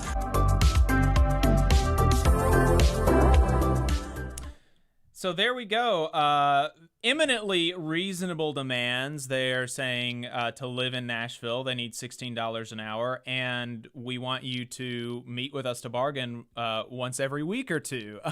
That's, just crazy reasonable stuff here, as workers always are. And so last week they began handing out cards to customers, explaining this to them, saying that your order is going to take 16 minutes because we're protesting the lack of negotiations and the lack of support for our proposal in those negotiations. And, really an offer of $9 an hour is just so insulting. She mentioned that the thriving wage in the county that Nashville resides in is $32 an hour. That's a calculation that is above the MIT's living wage calculator, because that calculation of the living wage only accounts for necessities, right? And so the thriving wage calculator is meant to show what it would take to, yes, meet necessities, but also have some disposable income, because we don't deserve just bread, but roses as well, right? But no doubt $32 an hour would be a lot for a coffee shop, especially in a first contract, and so they have instead asked for $16 an hour. And I think, especially in a city like Nashville, that is the least the company can do. And so, in addition to her note about what a thriving wage would be, I took a look at some cost statistics for Nashville last night. And listen to this, folks. A new report last month showed that Nashville was among the 25 most expensive cities for renters, not in the state of Tennessee, in the country. In the country. They found that Nashville was the 22nd most expensive city for renters in the country. Crazy stuff. A one-bedroom apartment averaged, and remember, this means average is the middle. That means that half of one-bedroom apartments in Nashville cost more than this. A one-bedroom apartment in Nashville is $1,730 a month. Average. Ooh. God forbid you have a child and need 2 bedrooms, or hell, maybe you just want to have a little bit more space, because that's going to cost you $1,820 a month. Another outlet found that they think the average rent in a 1-bedroom apartment on the market in May was actually over $2,000 a month. And so, look, folks, whatever you think about baristas, they have to be able to live in the city that they are serving you your overpriced coffee. And so they need to be paid enough to live there. And $16 an hour is really the bare minimum that the coffee shop can do. So we're wishing them the best in their contract campaign, and here's hoping that management gets the message. Absolutely. Yeah, sending our love and solidarity to Nashville. Definitely appreciate their tactics here. A slowdown for a slowdown. I love that. That's very creative and very timely. Yep. Coffee Workers of the South United is where you can find them on Twitter. They are members of UFCW Local 1995. And so with that, folks, we're going to go ahead and get ready to head into overtime. This is just a reminder that we also air on Unclaimed Mysteries Radio, which is a Huntsville-based internet radio station. They play 1970s FM underground radio-style music, eclectic local and regional music, experimental sounds. They've got arts, culture, politics, audio theater, comedy, all sorts of stuff. You can listen to them on live365.com. All you got to do is search Unclaimed Mysteries Radio. As we're wrapping up here on the radio, here are a couple of reminders and some events to share. As they do each month, our friends at Labor Notes are hosting a series of online trainings. This month, they have their series of a successful organizer training during the month of June. This is highly recommend that. Highly recommend that if you are considering organizing your workplace, or if you're in a union and want to kind of jumpstart your efforts or get some ideas about how to contribute to your union as they try to organize. Really, really good training. They always have absolutely. good stuff. I mean, even stuff like how to have a one-on-one conversation. Some of it, frankly, is relevant if you're wanting to be an activist and organizer in politics or in the community or other arenas besides just the workplace. A lot of the skills translate. So, highly recommend that. Absolutely. Absolutely. And you can find out more information on labornotes.org. Alabama Forward is presenting the Democracy Now or Never Festival on Saturday, June 3rd. That is next week at the Riverfront Amphitheater in Montgomery. As our democracy is attacked and weakened by political forces in every direction, it's imperative that we work together to fight for our rights. But whether in the halls of the State House or our own house, democracy is always a constant struggle. Are you ready for the fight? Join for an opening pep rally at 4 p.m. to hear more about the fight for democracy here in Alabama, and then stay for the festival, a free, fun, family-friendly event full of vendors, music, art, food, and inspiration. On June the 1st at 6 p.m. is the Fight to Save Public Education Lessons from the Field with Chicago teachers and community members who won big in recent elections, as well as Tennessee organizers on the front lines fighting privatization and censorship. Join the Alliance to reclaim our schools, local progress, NEA, AFT, and HEAL together for this online event. Don't forget our new weekly series called Shop Talk, which airs online on Thursday mornings. Shop Talk is dedicated to labor education, history, and training. You can check out the live stream Thursday mornings at 9:30 a.m. Central Time, or on the podcast on Monday mornings. Get on our email list, tvlr.fm, to get our work sent to you. You can leave us a voicemail at 844-899-TVLR. We're going to be heading into overtime, where we're talking to Will Attig about veterans issues some more in honor of Memorial Day and the Catholic Labor Network. Stay tuned, folks. All power to the workers. And with that, we're off the radio. We're off the radio, folks. We are off. We have rid ourselves from the FCC censors. Like I said, we've got a great overtime lined up for you. Looking forward to the overtime today. I really think we've got some great stories, and I'm looking forward to talking to the Catholic Labor Network. anytime we can talk about faith and spirituality and religion and the intersection with labor and working class issues, I always find that fascinating and much needed dialogue to have. So, yeah, looking forward to this. Looking forward to what Will has to say. Very timely, given Memorial Day's on Monday. So, and I've got this month's film and song of the month. It is the last Saturday in May, so I got a selection there. There we go. So don't go anywhere, folks. We're going to be right back with Overtime.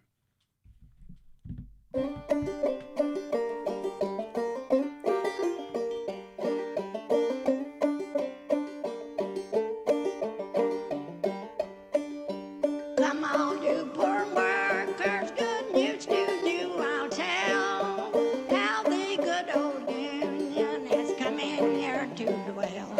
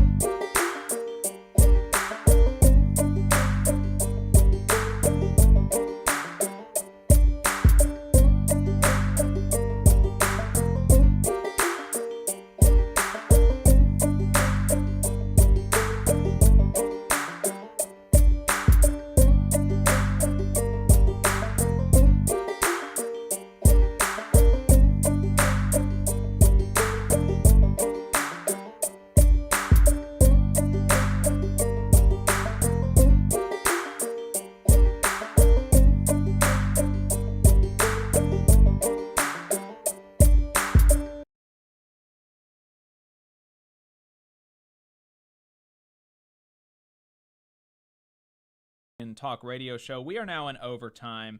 the second half of the program that is online only. You can only find it online, Facebook, YouTube, or wherever you get your podcasts. We appreciate you sticking around for the second half of the show. And like we told you in the teaser, we've got some good stuff for you. And so we're going to start off with this bit about Obama's new Netflix special titled Working, What We Do All Day. It's a... Well, nice of him to ask, finally. Yeah. It's a 4-part Netflix series that is supposedly a documentary about, working people and their lives and stuff like this. And if you have been following our show for any amount of time, you will know that actually Maximilian Alvarez has been doing this for years on the Working People podcast. And so they have a huge backlog of interviews with working people about their lives, struggles, dreams, all that kind of stuff. And it is a, really, really cool thing that Max does over there at Working People in the Real News. And in collaboration with In These Times magazine as well. Yep. And so, it's just super weird. I haven't seen it yet, but Max is watching it, and he is going to be doing a big review for Dissent magazine, and we're very excited for that review to come out. And we want to get him on the show to talk about this. Yeah. But it's just,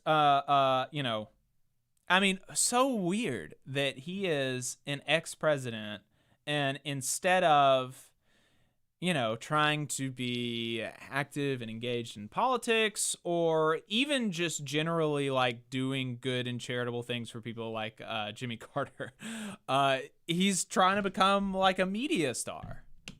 It's very fitting, I think, given the state of America. I think given his presidency, in some ways it's not surprising to me. I think it fits. It fits. He was, Trump may have been, in some ways, the first celebrity president, but I think Obama, in a lot of ways, was a precursor to that, and, had a lot of media hype around him, more media hype than substance, I think his 8-year record would demonstrate. So, yeah, it's kind of interesting, but not at all surprising to me that he would take this track and try to be a media mogul. It makes sense. He's been acting for a while. Yeah, right. Max transcribed a paragraph from the 4th episode, which is titled "The Boss," where Obama says, quote, "We see their faces on the news. We call some of them by their first names. We know their origin stories and follow their triumphs and defeats. Top business leaders today are more than just heads of companies. Some, at least, have become cultural figures, and with some companies now worth more than many countries, the people in charge are taking on roles that used to be reserved for heads of state, with extraordinary power to determine how we live. But we never see what they actually do. What does a CEO's work look like? What are the pressures and responsibilities they carry? And where are they taking us next?"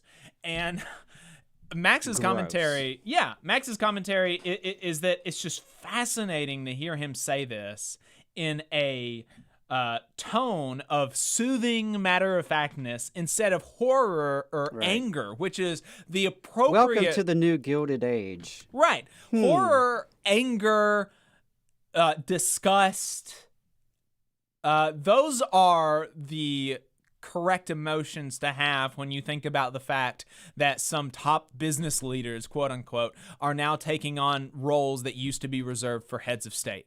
That is something that you should not be able to say without a deep, deep anger, because we are not supposed to live in a monarchy anymore.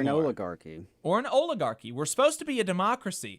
And when people can, by virtue of their wealth, begin taking on roles that used to be reserved by heads of state, we are, I mean, genuinely approaching oligarchic type rule, and it I mean, in a real, like an actual sense, in a literal sense. And so, but Obama is like, oh, you know, this is kind of interesting. But this what is if we took a peek behind the curtain of the oligarchs' lives? What is it like to be one of the handful of evil people who control the world?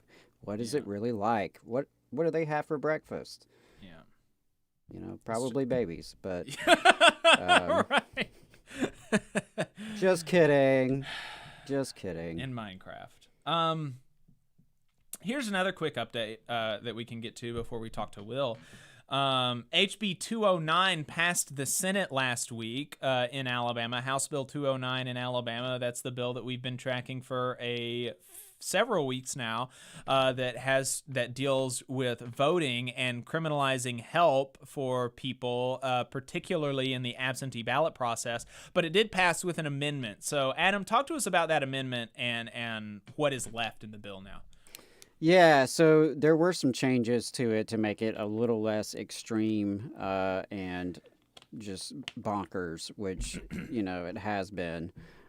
So, yeah, I'm looking here at what actually was changed. I know a couple more exceptions were added in terms of family. That's something that they talked a lot about, was, you know, allowing you to help family members with the absentee process. So Jamie Keel is the state rep, and he said it could be your mother, father, son, daughter, cousin, aunt, uncle, nephew, niece, any of those folks related to them. They could help. Not only that, but they could have the probate judge in their county or someone from their probate judge's office to help them. So he's selling this as, actually, it's not going to be that much of a barrier. You still have plenty of options if you need help with an absentee ballot or application. And so I don't get it. I still don't get it. He says that the purpose of the bill is very simple. It's to make sure that our balloting process, the election process in Alabama, is as secure as possible. Most of the cases where there's voter fraud across the country are in early voting. The voting day is very secure. Most of the time when there's fraud that happens, it happens early. He points to no evidence. Right. He points to no evidence that there is fraud happening with absentee voting in Alabama. But the disabled community, the blind community, senior citizen community, voting rights organizations, I mean, the National Federation of the Blind, League of Women Voters, Lions Club International, Blinded Veterans Association are some of the organizations that asked him to withdraw this bill. Okay? And as Kathy Jones, president of the League of Women Voters of Alabama, said, if passed, Alabama would make felons of law-abiding people who are volunteering to help others be prepared to vote. And, you know, I think that's insane. It's insane. And so, yeah, there were some extra exceptions presented. If I remember right, there may have been some weakening of the criminal charges. Yeah, it took it from like a Class D felony or something to a Class A misdemeanor, I think. Yeah, the committee approved an amendment to remove distribution as a violation and to change the punishment level in Section 1 of the bill from a felony to a misdemeanor.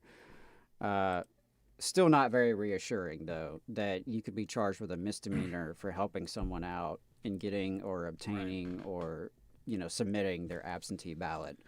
And I think this goes back to some of what we talked about with Faith in Action Alabama, that I wonder if some of this is to deliberately defund voting registration groups and groups that are active in registering and assisting voters on the margins.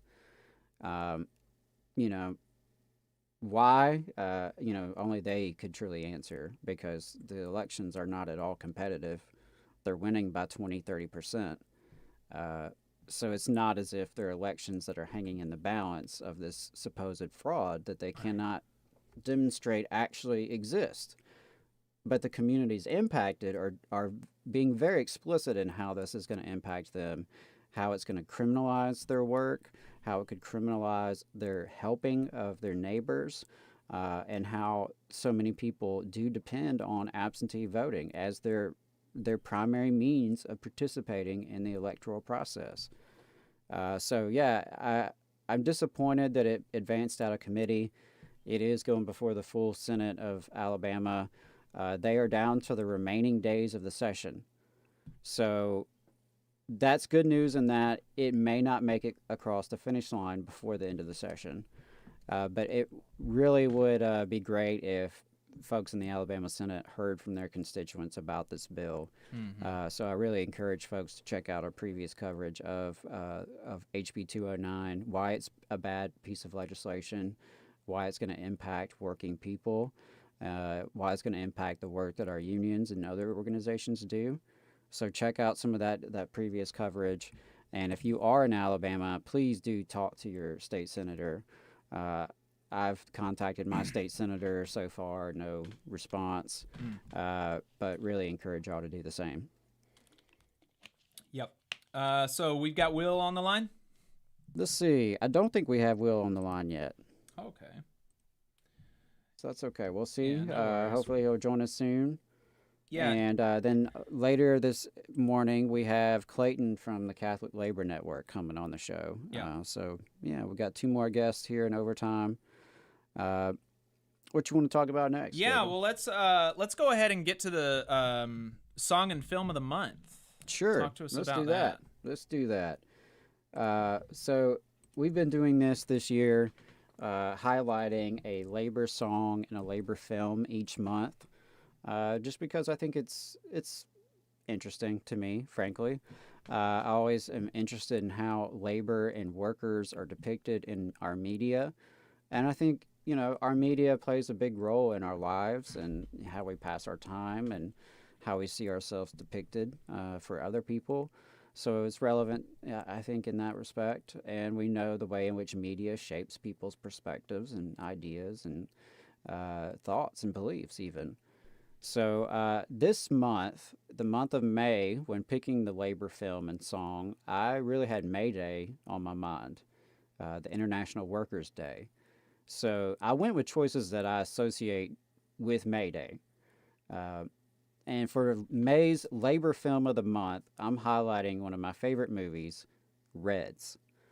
Reds is a 1981 American epic historical drama film, co-written, produced, and directed by Warren Beatty, about the life and career of John Reed, the journalist and writer who chronicled the October Revolution in Russia in his 1919 book, 10 Days That Shook the World. Beatty stars in the lead role alongside Diane Keaton as Louise Bryant and Jack Nicholson as Eugene O'Neill. I'm partial to this movie for a lot of reasons. I'm partial to it because I read 10 Days That Shook the World as a teenager. When I was just getting into politics and working class history, I picked up that book and it really, stuck with me, made an impact on me. So obviously a movie about the author, John Reed, is right up my alley. There's some really great acting from everyone involved. It's got an ensemble cast and some great acting from Beatty, Nicholson, Keaton, the supporting cast. And it was kind of the last of its kind. It was, one of these really big epic films with an intermission and everything. And those were really big in like the 50s, and they came back for a while in the 70s. And this was sort of the last of that era, coming when it did in 1981. I've always liked the big Hollywood epics personally. I'm not scared of an intermission. It is harder to watch when you're a busy person, you've got kids, that kind of thing. It's harder to find, 3 hours for a film versus an hour and a half. But if done right, I think it's worth the time and investment. And I really like an epic film done right. And Reds is one of those. And I also think it's really interesting and just amazing to me that it happened in the shadow of Ronald Reagan, right? We get this epic film set largely amidst the Russian Revolution, And the main hero is a militant leftist, a writer, a journalist, an activist, an agitator. And I think that's really interesting to me, that you've got this big Hollywood film with this subject matter happening as, you have this rightward turn in the country. One of the cool things about the film is that it features witnesses. So in between scenes, you'll get these occasional bits of interview footage with folks who were from the time period. Some who knew the characters personally, others were involved in the movement at the time. And so as a history guy, I really enjoyed this. I don't think it took away from the film at all. I think it added to the film. And yeah, I really enjoyed those interviews and getting to hear more about, life at the turn of the century, life in the teens and the 20s, and from contemporary folks of that time. And that's really a cool thing about the film. So Reds is my labor film of the month. It is a great story of one of America's greatest journalists who, covered labor organizing in this country and then covered revolutionary organizing in Mexico and then, as in this film, largely in Russia. So he had an eyewitness account to some of the most, important events in history. He was there on the ground during the Mexican Revolution. He was involved in some of the IWW organizing and militant labor organizing of the teens in the early 1900s. And then he was there in Russia as the Russian Revolution popped off, and, was there both as a writer and as a participant, really. And so you get an interesting account. I like the movie a lot.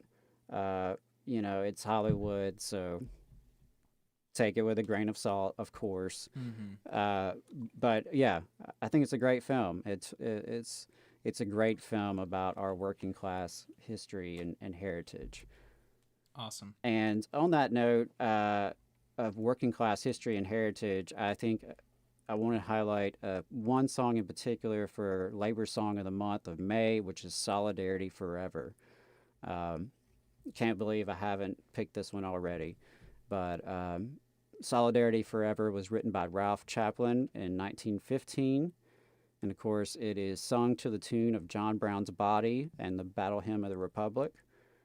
It originally started out as a song for the IWW, the Industrial Workers of the World, but has now become adopted by union movements all over the globe. The song has been performed by all sorts of musicians. I'm partial to the Pete Seeger version myself, but I've got to say that the absolute best version of Solidarity Forever is the one that you and your sisters and brothers sing together. So if you ever are at a union convention, you're at a strike, you're at an action of some kind, or a gathering of some kind, and you have the opportunity with your union sisters and brothers to sing Solidarity Forever together, it's a very cool experience. And to me, that's the best version of the song. So yeah, Solidarity Forever. That's the song of the month. I encourage folks to check it out, read the lyrics. I love the lyrics of Solidarity Forever. I think it really says a lot in one song, and really speaks to what we're all about. So here are the lyrics of Solidarity Forever. When the union's inspiration through the workers' blood shall run, there can be no power greater anywhere beneath the sun. Yet what force on earth is weaker than the feeble strength of one, but the union makes us strong. And later in the song, what I really like is there aught we hold in common with the greedy parasite, who would lash us into serfdom and would crush us with his might? Is there anything left to us but to organize and fight? It is we who plowed the prairies, built the cities where they trade, dug the mines and built the workshops, endless miles of railroad laid. Now we stand outcast and starving midst the wonders we have made, but the union makes us strong. They have taken untold millions that they never toiled to earn, but without our brain and muscle, not a single wheel can turn. We can break their haughty power, gain our freedom when we learn that the union makes us strong. So, I gotta read the final lines. In our hands is placed a power greater than their hoarded gold, greater than the might of armies multiplied 1,000-fold. We can bring to birth a new world from the ashes of the old, for the union makes us strong. Love me some Solidarity Forever. That's the song of the month. Reds is the film of the month. There we go, folks. Awesome. So are we waiting on Will still? Yeah, no Will this morning. Okay. So, well, I guess we'll just assume that something happened. He's not able to make it. Hope hope everything's cool. Yeah, well, so then let's talk about this. A couple weeks ago, the Education Trust Fund budget was passed by the Senate, and has it passed the House yet? There were some developments late this week, so I cannot say for certain whether it has. I'll be looking that up, actually. So it was a big budget, biggest in the history of the state, which is, saying biggest in the history of the state is really not that strange, because presumably every year is going to be the biggest because of inflation, right? You're going to increase by at least the rate of inflation, presumably or hopefully. But it is a multi-billion-dollar budget. And there was a $15 million line item that really stuck in the craw of one Justin Bogey at 1819 News. That $15 million line item is a proposed minimum wage for school support staff. So think lunch ladies, janitors, secretaries, folks like that, right? And you're going to want to make sure you're sitting down for this, folks. A minimum wage for school support staff of $15 an hour. Wow. Yeah. Pretty crazy, but now somehow Justin is able to keep his composure enough to talk about this real problem on the radio. So let's hear what he had to say on a radio program in Birmingham.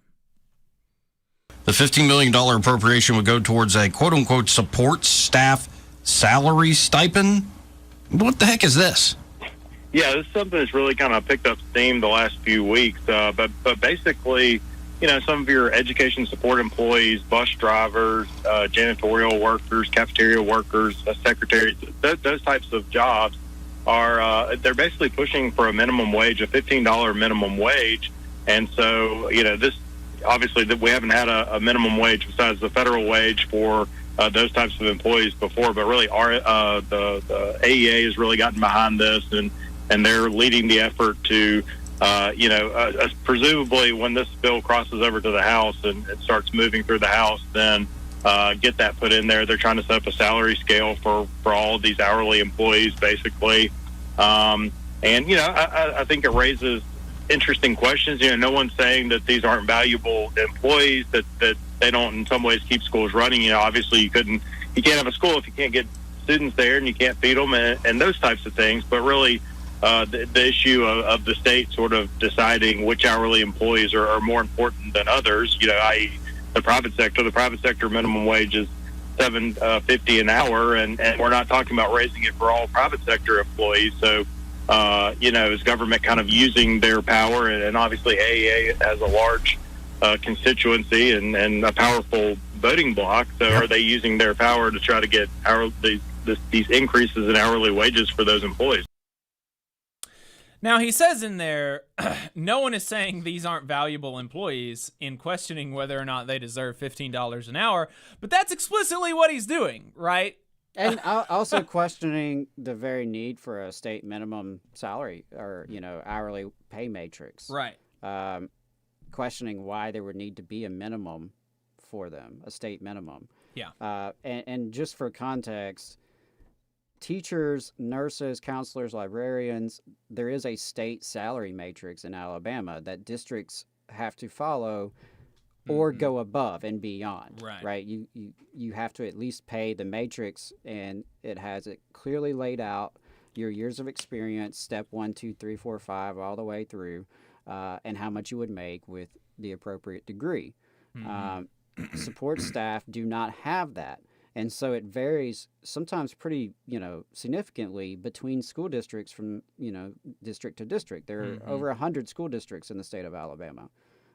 So that means, over 100 different ways in which these support staff are being paid.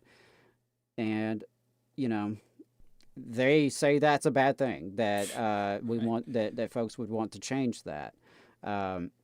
That's revealing, I think, to question. Well, yeah, and this is the real slimy thing, right? Because he's not.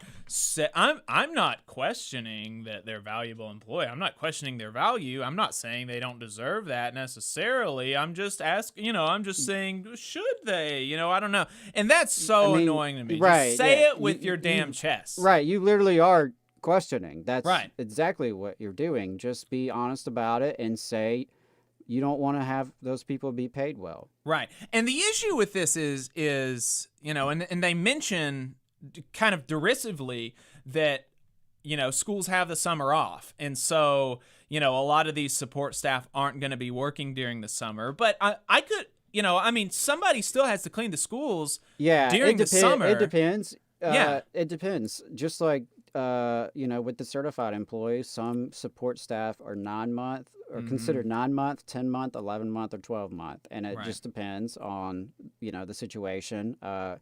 I know schools are off for the summer, quote unquote, but anyone who's in the school universe knows that schools are still pretty busy places throughout the summer. There's summer school, there's summer learning programs, there's summer feeding programs.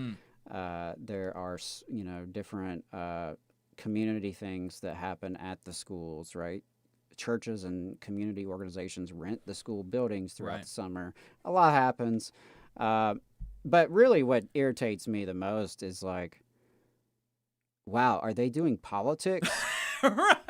Yeah. Are people actually arguing that they should do something with government money? Yeah. Yeah. Yes. That is happening, and it's called politics, and it's what happens every day in Montgomery. That was so crazy to me. Is the AEA using their power to try to get raises for those employees? Like, yes, you dumbass. That's obviously. What they're supposed to do. That's what they're supposed to do. Right. Well, they're doing the same thing that you freaks are doing, except you are trying to use your power and the Coke money that backs you to try to make sure that these people get less than they deserve. And so these people are coming together through a professional organization. The AEA doesn't like to be called a union. And instead of some billionaire throwing their money against things that will help working people, these are working people to come together, giving a little bit every paycheck, and using that collectively to, use their power to advocate for their lives to be better. Yeah. Absolutely. I mean, and,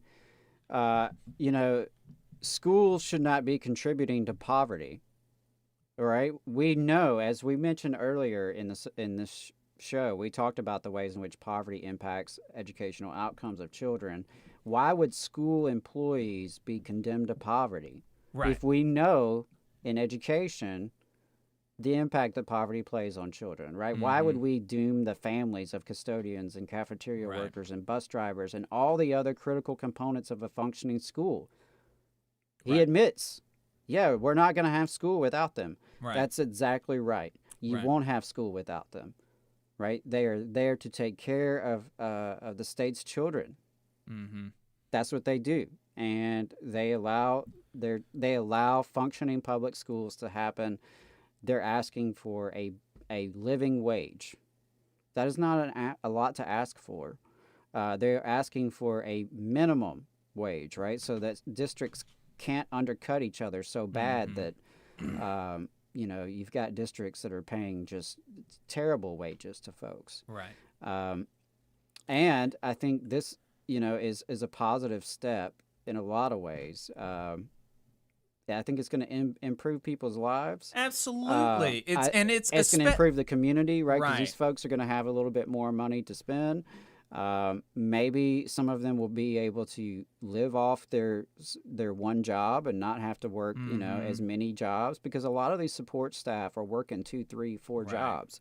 they're working for the school system mostly to get benefits, and then having to do something else to get cash to actually pay their bills. And so, it's just gross that that's even a problem with these people. Yeah, it's so gross. And so later in that segment, they start to deride schools' performance. And so, let's play this clip and see if this argument is a bit more compelling than, just kind of shyly saying, oh, I'm not saying they're not valuable. I'm just asking questions. Let's see if this argument has a little bit more heft. We've been dumping more and more money into education for the last decade or so, really longer than that. They've seen huge increases in their budget. We really haven't seen different results. And part of the dot in the last few years has been to give teachers pay raises because that helps. In theory, they think that's going to help improve outcomes. It really hasn't proven to do so in other states that have done it. It's not working here. Obviously there's some aspect of that where you want to retain your best teachers, but when you're giving across the board raises, but something that's sort of missed in that, pretty much every time, I think it's 5 raises in 6 years for teachers, but oftentimes these hourly employees are included in those pay raises. So, I think there's a legitimate question of whether or not a lot of these people would already be making close to $15 an hour anyways. And obviously some of that's dependent on what district you're in, what city you're in, those types of things. But if you just look at the averages, they're already making close to $15 an hour, and that's assuming that they work 52 weeks a year, 40 hours a week, which they don't. No school operates at those kinds of hours. So, but again, it's really down to the state kind of picking winners and losers here, and choosing to pay state employees or quasi-state employees a higher hourly wage than a lot of private sector people are making. Yeah, so there were... This is some really stupid shit, I just gotta say. I mean, you wonder how much he believes this kind of stuff, or how much he's just putting on the act. And you also have to wonder... Good one, because, there's right-wingers out there who have some, intellectual might, at least to some degree. Or, there are right-wingers out there with at least arguments. You also have to wonder how much he gets paid for this nonsense. Because presumably he's making more than $15 an hour, right? Yeah, you would think. Yeah, everything about it was stupid and wrong. Well, frankly. so let's go point by point. The first thing that he said is look, man, the Republicans took over the state legislature in 2011, and since then they've just been throwing money at the education system, and shucks, it just hasn't gotten better. It's funny how they always forget about the first half of that decade, and they focus on the second half of that decade where there has been, consistent increases in the budget. They forget about what happened before that, which was Alabama had some of the steepest cuts to public education in the entire country. Some of the steepest in the entire country. Very deep cuts to public education in the state of Alabama took place for several years. And so the last 5 or 6 years where there have been some, positive growth each year has really just been catching up. It's just catching up from previous austerity, is what it is. And to say nothing of the actual needs in the state. And so there's a whole conversation to be had there about, well, what is good funding? What is adequate funding? You're pretending as if we're throwing money at it right now. So presumably you think they are overfunded. You think schools are overfunded in the state of Alabama. Right. Or if not, at least, appropriately funded. And so, what about the needs in Alabama? Does every school have the counselors it needs and the librarians it needs? Does every special education student in the state of Alabama have access to the instructional assistance that they need? I'm just asking questions. Right. Is every playground safe in the state of Alabama? Is every water supply in these schools safe? Do they have nurses in these schools? What about social workers? What about those? Do we have any of those? So, there's a lot you could get into when you're talking about funding of education. We don't even have universal pre-K. It's 2023, and we don't even have universal pre-K access in the state of Alabama. Right. That's a true shame. It's a shame, and it negatively impacts our communities and our families. And that's the sort of policy agenda that these folks are pushing. Mm-hmm. The other argument that he's making is that, they've just got it so much better than private sector employees. He mentioned that 5 of the last 6 years they've gotten raises, and the host is like stunned by this. And in his article about this, Justin says that few private sector hourly employees could say the same about getting 5 raises in the last 6 years. And that's actually that's really not true, because that's a fact of the matter question. They either hourly employees are getting raises similar to these education workers in Alabama, or they're not. And we can just look at it, and they are. In the private sector, wages have risen faster than wages have risen in the education sector in Alabama. So just as a fact of the matter, he is incorrect.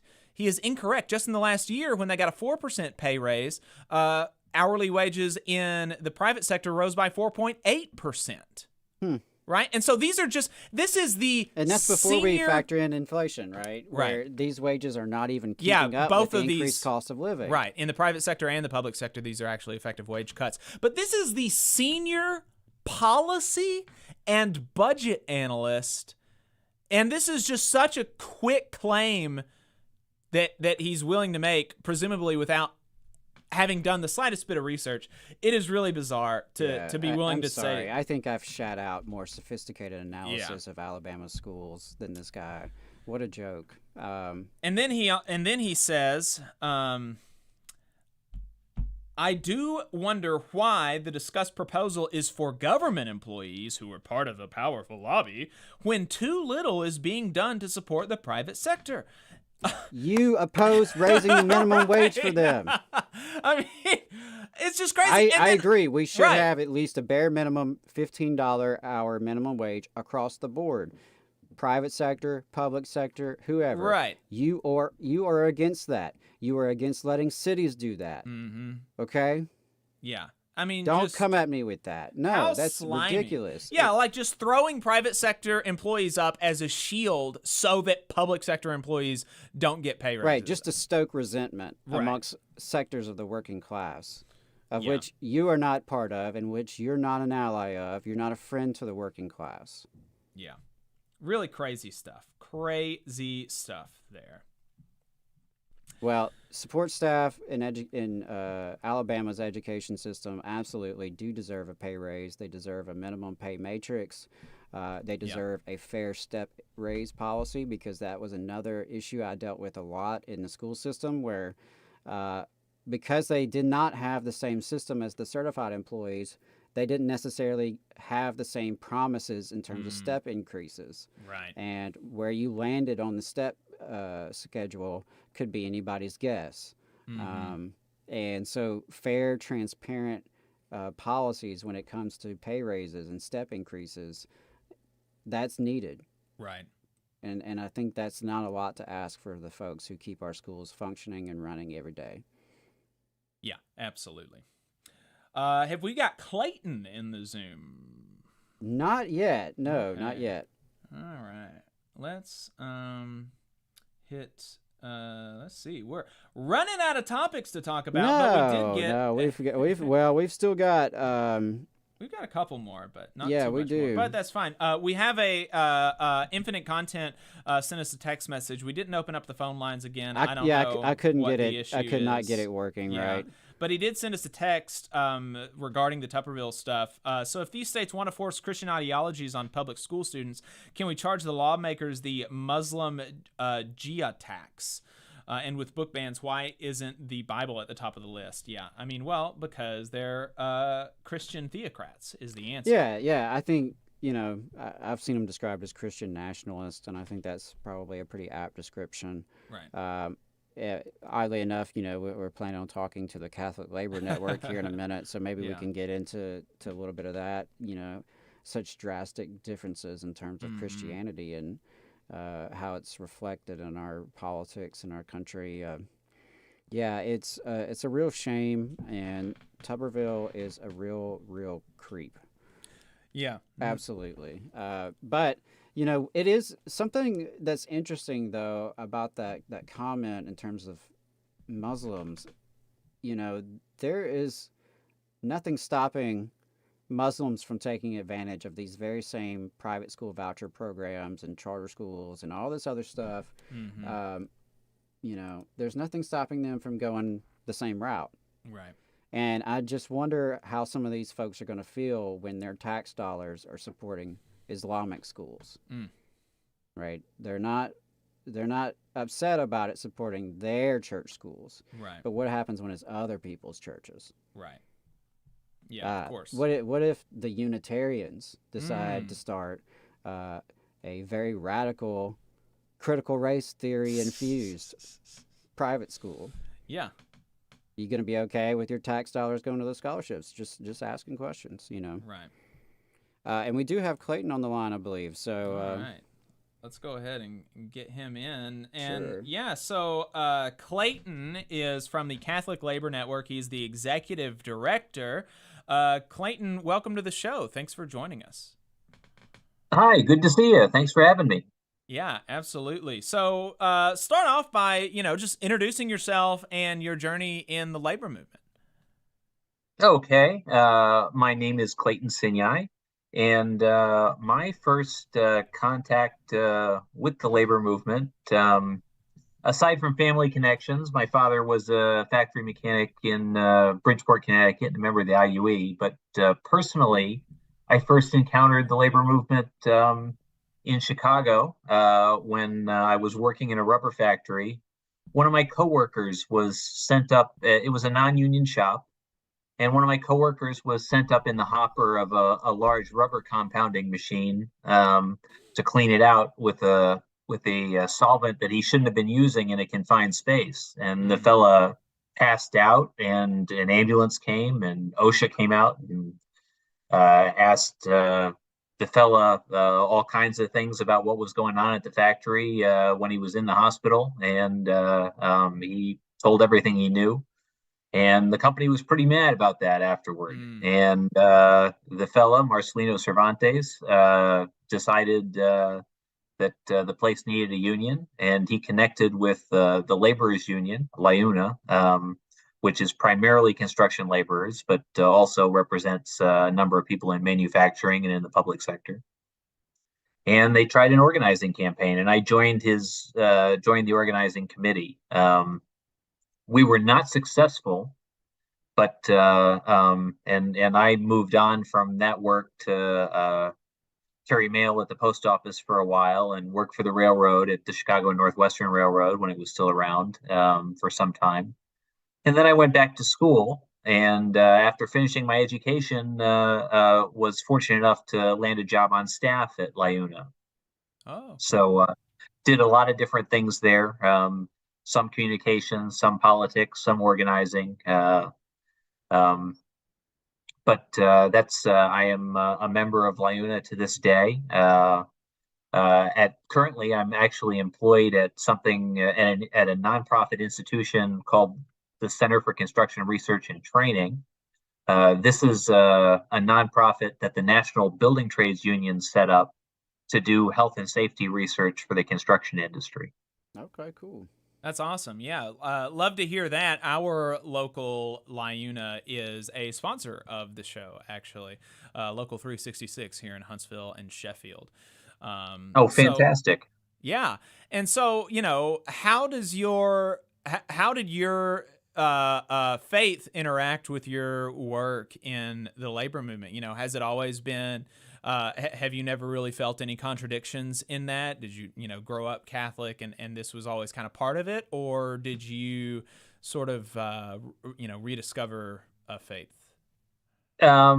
I guess I could tell the story either way. I was born and raised Catholic. Did not realize until I was an adult that it had a lot to do with the problems that I was seeing in the workplace.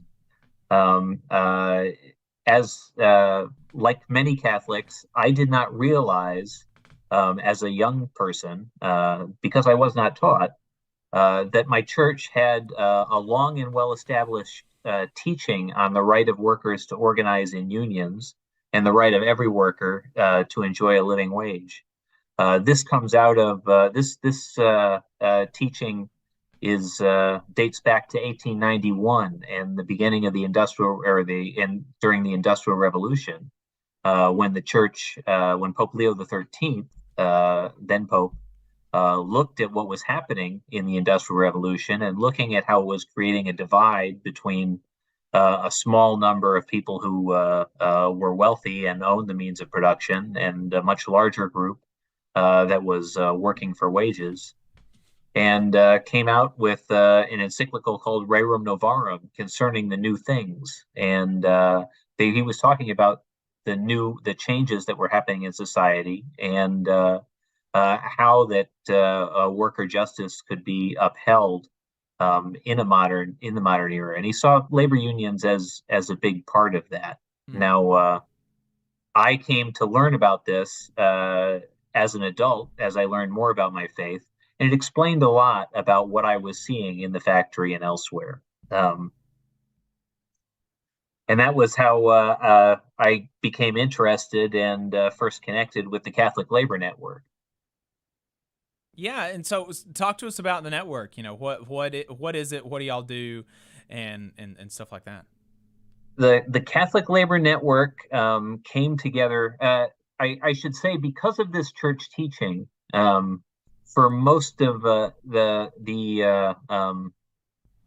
because of this church teaching at the U.S. Conference of Catholic Bishops, which is kind of which serves the same role for the bishops that the AFL-CIO does for the labor movement. It represents the collective interests of the church in the United States and specifically the bishops. They up through the 1950s and 60s and 70s and 80s, there was usually someone in the working at the U.S. Conference of Catholic Bishops who worked closely with the labor unions. The last person to hold that position retired in the late 80s or early 90s. Now, at the same time, there was a labor struggle going on in Decatur, Illinois, which those of us who are old enough will probably remember. It was the Staley workers who were locked out for years by their employer, a multinational, British-owned multinational called Tate & Lyle that owned a lot of sugar and corn syrup processing facilities. And during this lockout, those workers traveled around the country spreading news of their fight. And a number of Catholic priests and Catholic trade union activists who met one another during that campaign started saying to themselves, since there's no one at the U.S. Conference of Catholic Bishops anymore whose main job it is to uphold Catholic social teaching on labor and work and to liaison with the labor unions, we should start our own network. So we started this organization, the Catholic Labor Network. I got connected with it a couple of years after it started back in the 90s and have been involved ever since. And we exist to share with one another and try to educate other Catholics about what their church teaches about labor and labor unions, and educate other Catholics about conditions of labor for those of us who work. So, you know, being in Alabama, we don't know, you know, we don't run into just a whole lot of Catholics, but there are some, particularly here in Huntsville, and a lot of them are very conservative, not only theologically, but politically. And so they might see a Catholic labor network as potentially something that is left-wing and therefore bad and not Christian, not Catholic. do you see that kind of reception from more conservative Catholics to your labor network, or is that maybe less of a phenomenon than our experience down here would lead us to believe? I think today it's a little less of a phenomenon than you might expect. It's not unheard of to run into this, especially if and certainly it's something that comes up a lot with organizations that get involved in a lot of political advocacy on a lot of causes. The Catholic Labor Network is a little different than that. We are under canon law, under church canon law. We are an association of the faithful, and we are committed to. Our mission is promoting Catholic social teaching on labor and work, and we don't go outside of that particular function. And I find that opens a lot of doors with people who are, whether they're on the right or the left. A lot of the people who are conservative on social issues and have no use for the Democratic Party, nonetheless have some sympathy with labor unions, and certainly when they learn that church teaching upholds labor unions, that becomes important. We're able to talk to some of these people in a way that progressive activists elsewhere may not be able to.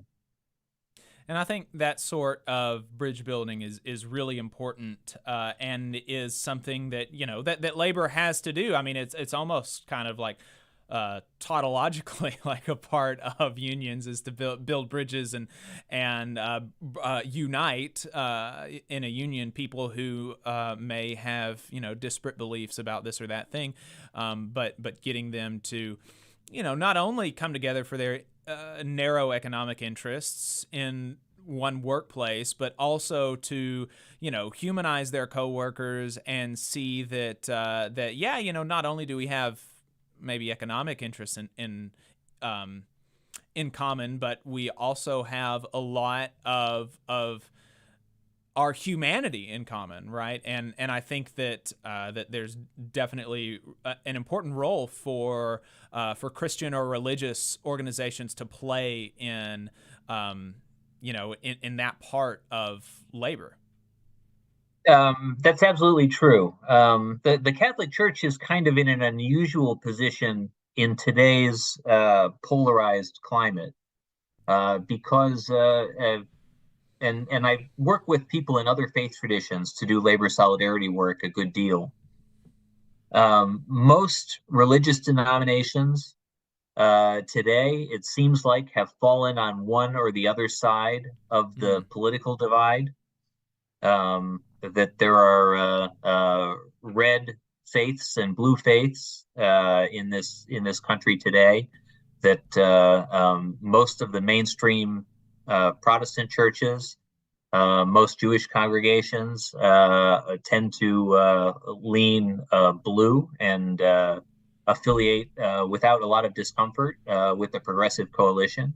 And then there are a lot of evangelical congregations that skew red and don't seem to have any problem affiliating with conservative causes. The Catholic Church is in an unusual position because we're a bit of a purple church. We have a very conservative set of teachings regarding sex and the family, conservative in today's political environment, I would say, and very left or progressive positions on the environment and the rights of workers and our obligations to the poor. And as Catholics, if you're trying to be faithful to the whole teaching of the church, you've got a challenge in this political environment. But again, we're able we try to speak to people on both sides of that divide from the perspective of their Catholic faith and what it actually teaches. We got a comment in the chat from the president of the Nashville Central Labor Council, Vonda McDaniel. She said that the Catholic Labor Network has been a great partner in Middle Tennessee. So her endorsement definitely means a lot to me. And so, moving... Vonda's been wonderful to work with. Yeah, she's great. She's been on the show at least once, maybe a couple times, but really, really great unionist up there. And so, moving from some of the abstract stuff about, what do we believe? What are the ideas in our heads? There was an opportunity for a Catholic institution to kind of apply some of this teaching, and that was at Loyola. And my understanding is that y'all were either involved with or supportive of the union effort there, but the institution was opposed to it and opposed these people's unionization, and they were able to win their unionization in the face of opposition. But can you give us kind of the backstory of that campaign, and how is it that this Catholic institution seemingly, from the outside, right? I'm not an expert on Catholic social teaching, but I'm not a Catholic, but it just seems like they really kind of explicitly went against the teaching of the church in the way that they treated these workers in their election campaign. And so can you explain what happened there and the way that they were able to kind of contradict the social teachings? I'm not sure that's a fair description of the institution in this case. We have run into situations where Catholic institutions, where we've had to call out Catholic institutions for actual union busting activity, and that's unfortunate. Right. What happened at Loyola is a little bit different. And the Catholic Labor Network, because of who we are, we have a lot of experience dealing with Catholic institutions around issues of labor and work. We actually produce an annual report listing the hundreds of Catholic institutions around the country that already have unions representing their employees, whether they're hospitals or colleges or schools. We put that out on Labor Day every year. As an opportunity to create a discussion about how we as Catholics can live our social teaching. Now, what happened at Loyola was part of the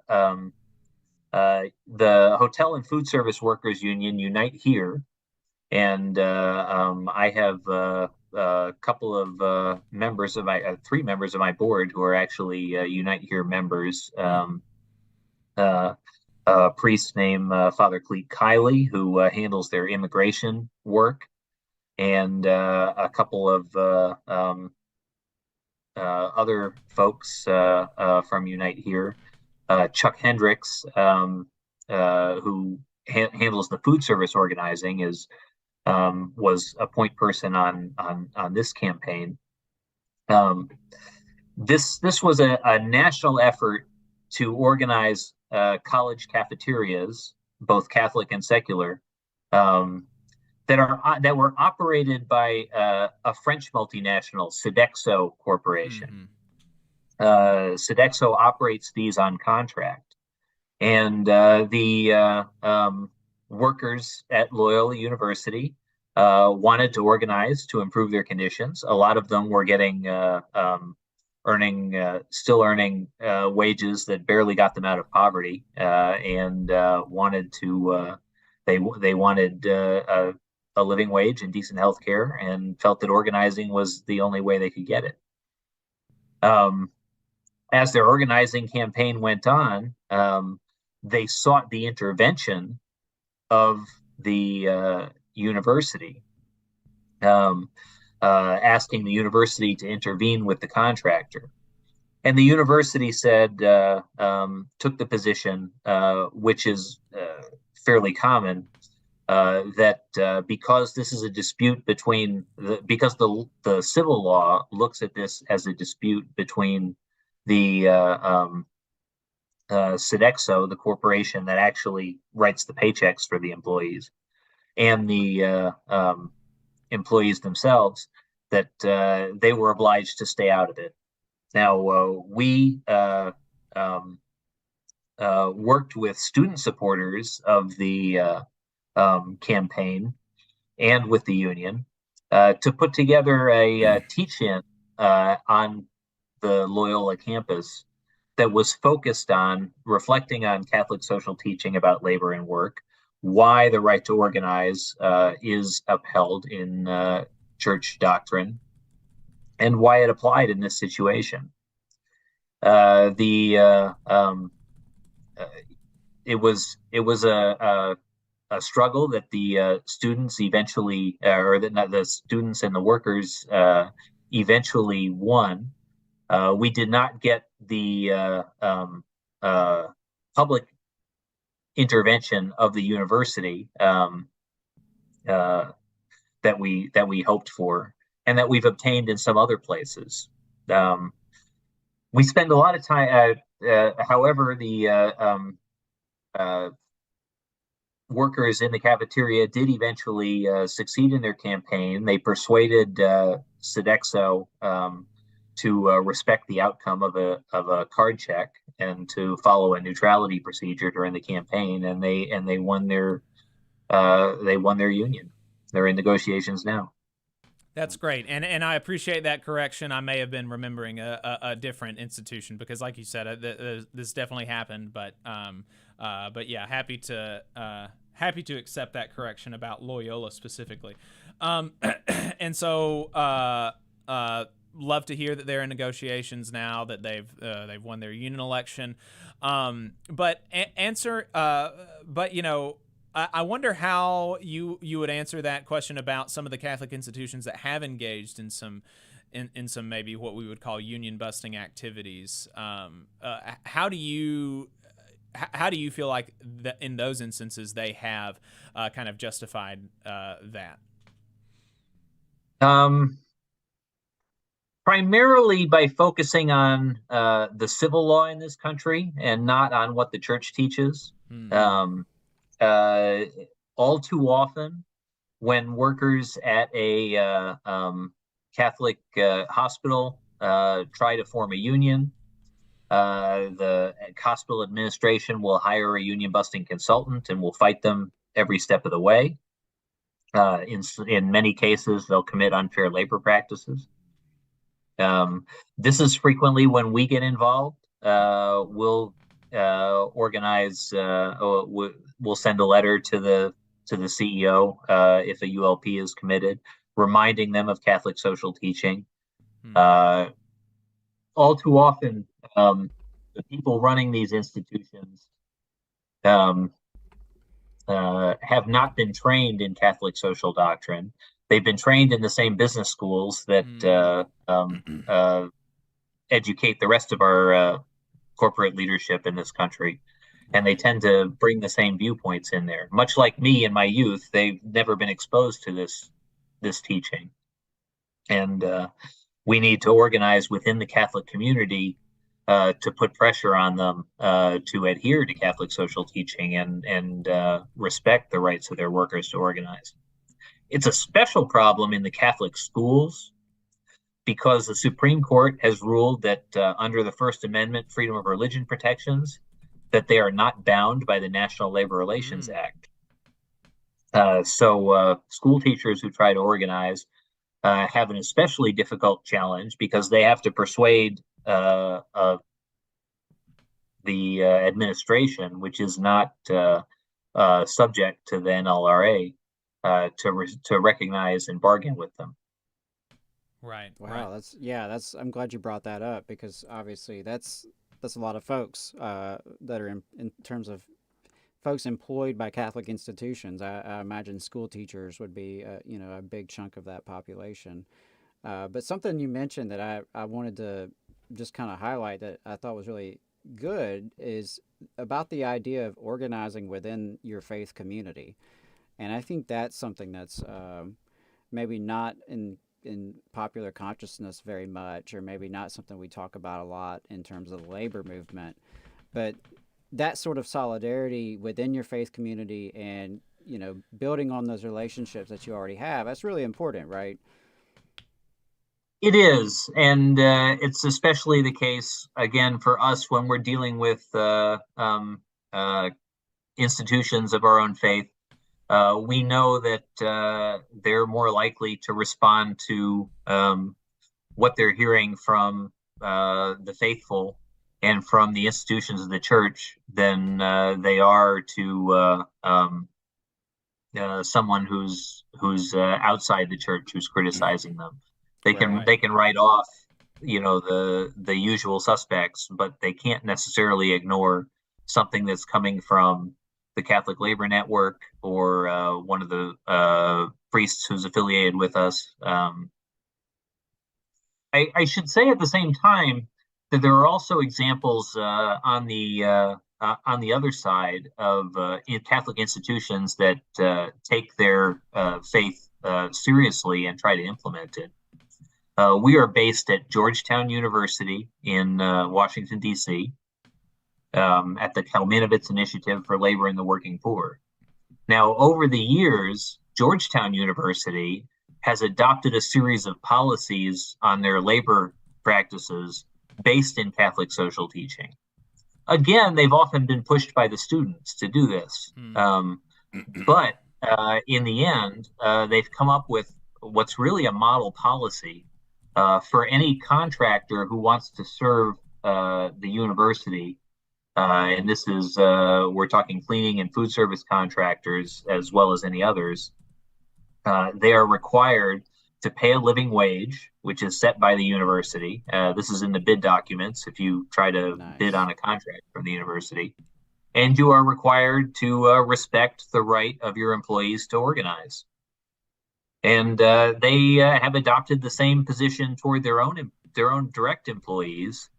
So their adjunct faculty have successfully organized in a union, and so have their graduate students. So there are institutions that do take this seriously, and we try to encourage others to follow their example. Absolutely, yeah. I'm glad you brought that up, and gave that example of what it can look like when folks do the right thing, because that's fantastic in terms of dealing with contractors. To the extent that you have to outsource some services, having those stipulations in place that you're actually going to protect a worker's right to organize and you're going to pay them a living wage. That's huge, huge. So I'm proud to hear that for sure. As we kind of wrap things up, I wanted to ask if you had just sort of like a message of solidarity for folks who are not Catholic, for folks who aren't in that Catholic tradition, but are concerned about the rights of labor and the conditions that working people face. What's your message to folks like that? We stand with you. We are promoting worker solidarity in all communities, not just our own. Even though this is where our work is. Even though most of our work is performed with fellow Catholics, we are part of a larger coalition called the Interreligious Network for Worker Solidarity, which brings together people from other faith traditions who want to push forward and promote worker solidarity. And we stand by those who have no faith, who are willing to support the cause. Clayton, Executive Director of the Catholic Labor Network, really appreciate your time this morning. Thank you. Thanks so much. Appreciate it. All right, folks, we've got another couple of things that we're going to get to, and let's hit this one first. This probably a lot of people have already seen this on Twitter, if you're on Twitter. It's very great. It is David Zaslav, who is the Warner Brothers CEO, giving a commencement address at Boston University. As you know, writers at Warner Brothers and other institutions are on strike right now because they are the corporate elite in the entertainment industry are not paying them enough, and so they went on strike, and so they're still on strike, and he is one of their bosses, and so this is the way that he was greeted at Boston University. you want to be successful, you're going to have to figure out how to get along with everyone. And that includes difficult people. Some people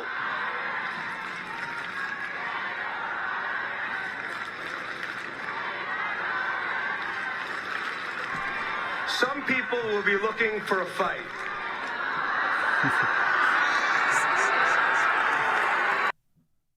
Yeah, that's great. That's really great. They should, I mean, freaks like that, whenever they're out in public, they should, feel embarrassed, and they should be embarrassed. And so we love to see that over at Boston University. Really appreciate that solidarity with the writer strike. And you just know that, folks like him, the idea that you're going to be disrespected in public is just so, I mean, that's... I bet it eats them up. Oh, yeah. I'm sure it does. No doubt about that at all. So, I don't really have just a whole lot to say about it other than, hell yeah. Yeah, definitely. And want to send our solidarity with the writers. There was an article that came out from the AV Club about this commencement speech and him getting booed. And I wanted to just pull out this quote. "This is a man who was put in charge of a massive media empire, and the most notable things he has done with that power are burn money, dismantle one of the most prestigious brands in entertainment, double dip on promoting J.K. Rowling, kick off the now common trend of studios deleting content from their streaming services and making it completely inaccessible in some cases, and, how can we forget, driving the writers who make his shows and movies to go on a strike that may soon lead to similar strikes from the DGA and SAG-AFTRA that would render Hollywood completely motionless." So that is the guy. Mm-hmm. Really, why Boston University would choose him to speak is kind of a middle finger, I think, to the workers. Absolutely.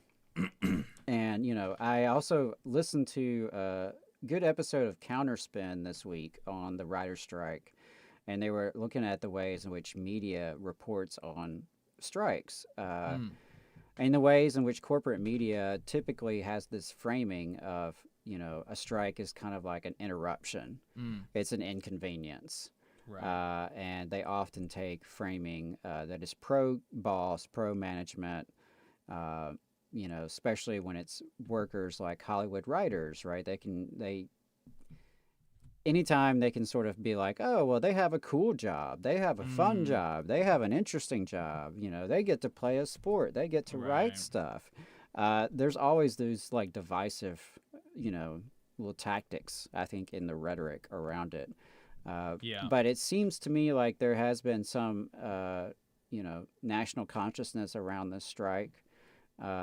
And maybe some of the media organizing over the last few years is starting to pay off as well, because more and more folks are being, doused with the struggle. More and more people are in the struggle and in labor struggle themselves as writers, whether they're working in various digital media outlets or now, this WGA strike with the Hollywood writers. And so I think you're going to see more and more folks who are, militant coming out of it. And it'll be interesting to see the relationship with, these other unions and their struggles and how those play out with the actors, the directors, and then in a year or two, IATSE as well. Mm-hmm. Yeah. Yeah, could be a big thing. So we'll see what happens. Definitely all solidarity to them, and screw David Zaslav. Absolutely. So the last thing that I wanted to talk about is another article from McKenna Schuler in the Orlando Weekly. She's a staff writer for them, and she just continues to put out really good stuff that is, just hitting stories from angles that other people in the media are not going to be looking at it from, and then also, coming out, thinking about totally new stories that other people in the media aren't talking about. And the thing that she wrote an article about last week was the Florida Department of Labor, or the lack of one. because in the early 2000s, Jeb Bush, please clap, he abolished the Department of Labor and Economic Security. And they completed that demolition in 2002.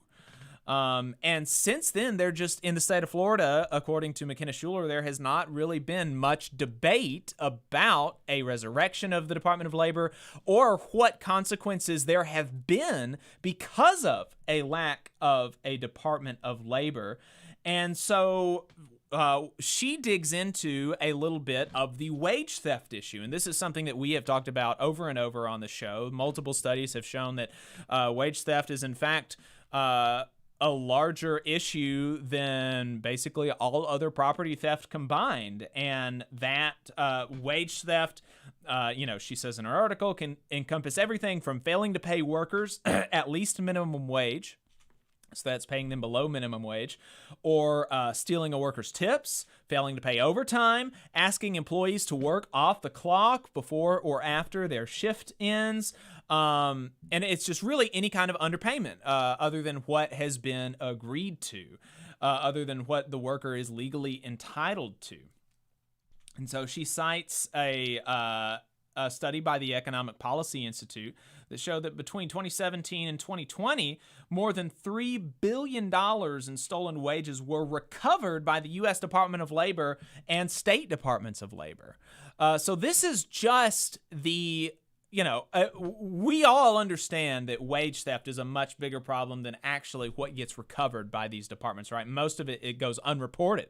A lot of times people don't even know that they're being stolen from, that their bosses are stealing from them every day, and they don't realize it. But the issue, one issue that arises because Florida does not have a Department of Labor is that, yes, the U.S. Department of Labor can enforce minimum wage laws, but only the federal minimum wage.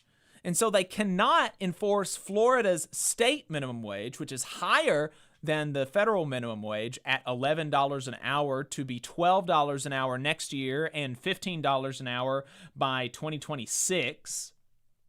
So the U.S. Department of Labor has no authority to enforce the state's minimum wage. And a 2021 report from the Florida Policy Institute shared that minimum wage violations in Florida doubled after the state raised its minimum wage in 2005. Now affecting 17% of Floridians' low-wage workforce, or roughly 250,000 Florida workers each year on average. I mean, this is just a really, really big thing. And so, so here we have a higher state minimum wage, but we don't have a Department of Labor to enforce it. And so what do? Well, you can't file a complaint with the U.S. Department of Labor because as long as you're over 725, then they can't do anything for you. And so the only thing that is left is you can secure a lawyer yourself and sue them in court, which, of course, somebody making less than $11 an hour, it's going to be super easy for them to hire an attorney, right? Right. I mean, no issue there. Other than that, you can file a complaint with the state attorney general, although she notes that neither Attorney General Ashley Moody nor her predecessor have prioritized the enforcement of wage and hour violations. And in fact, from 2011 to 2016, Florida failed to take a single action against any employer to enforce wage and hour laws.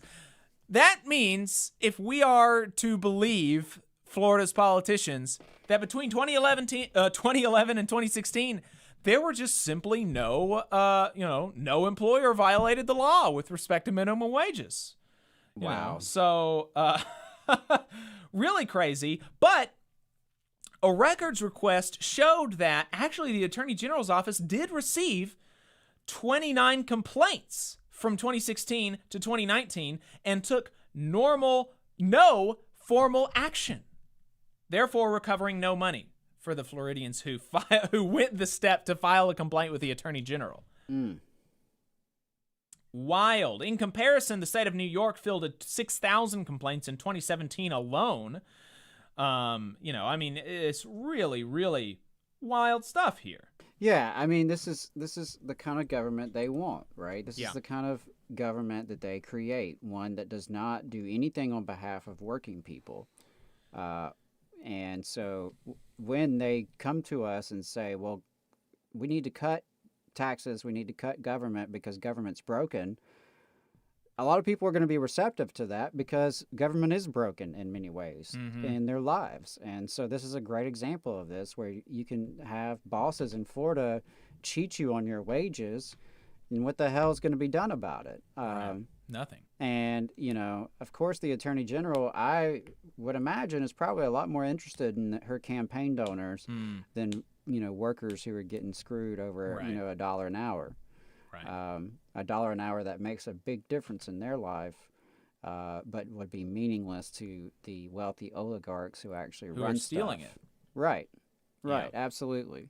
It's credit to McKenna Schuler for this good reporting. Really appreciate that. But yeah, this is the sort of government that the far right wants in this country. One that can uphold corporate power and exploitation.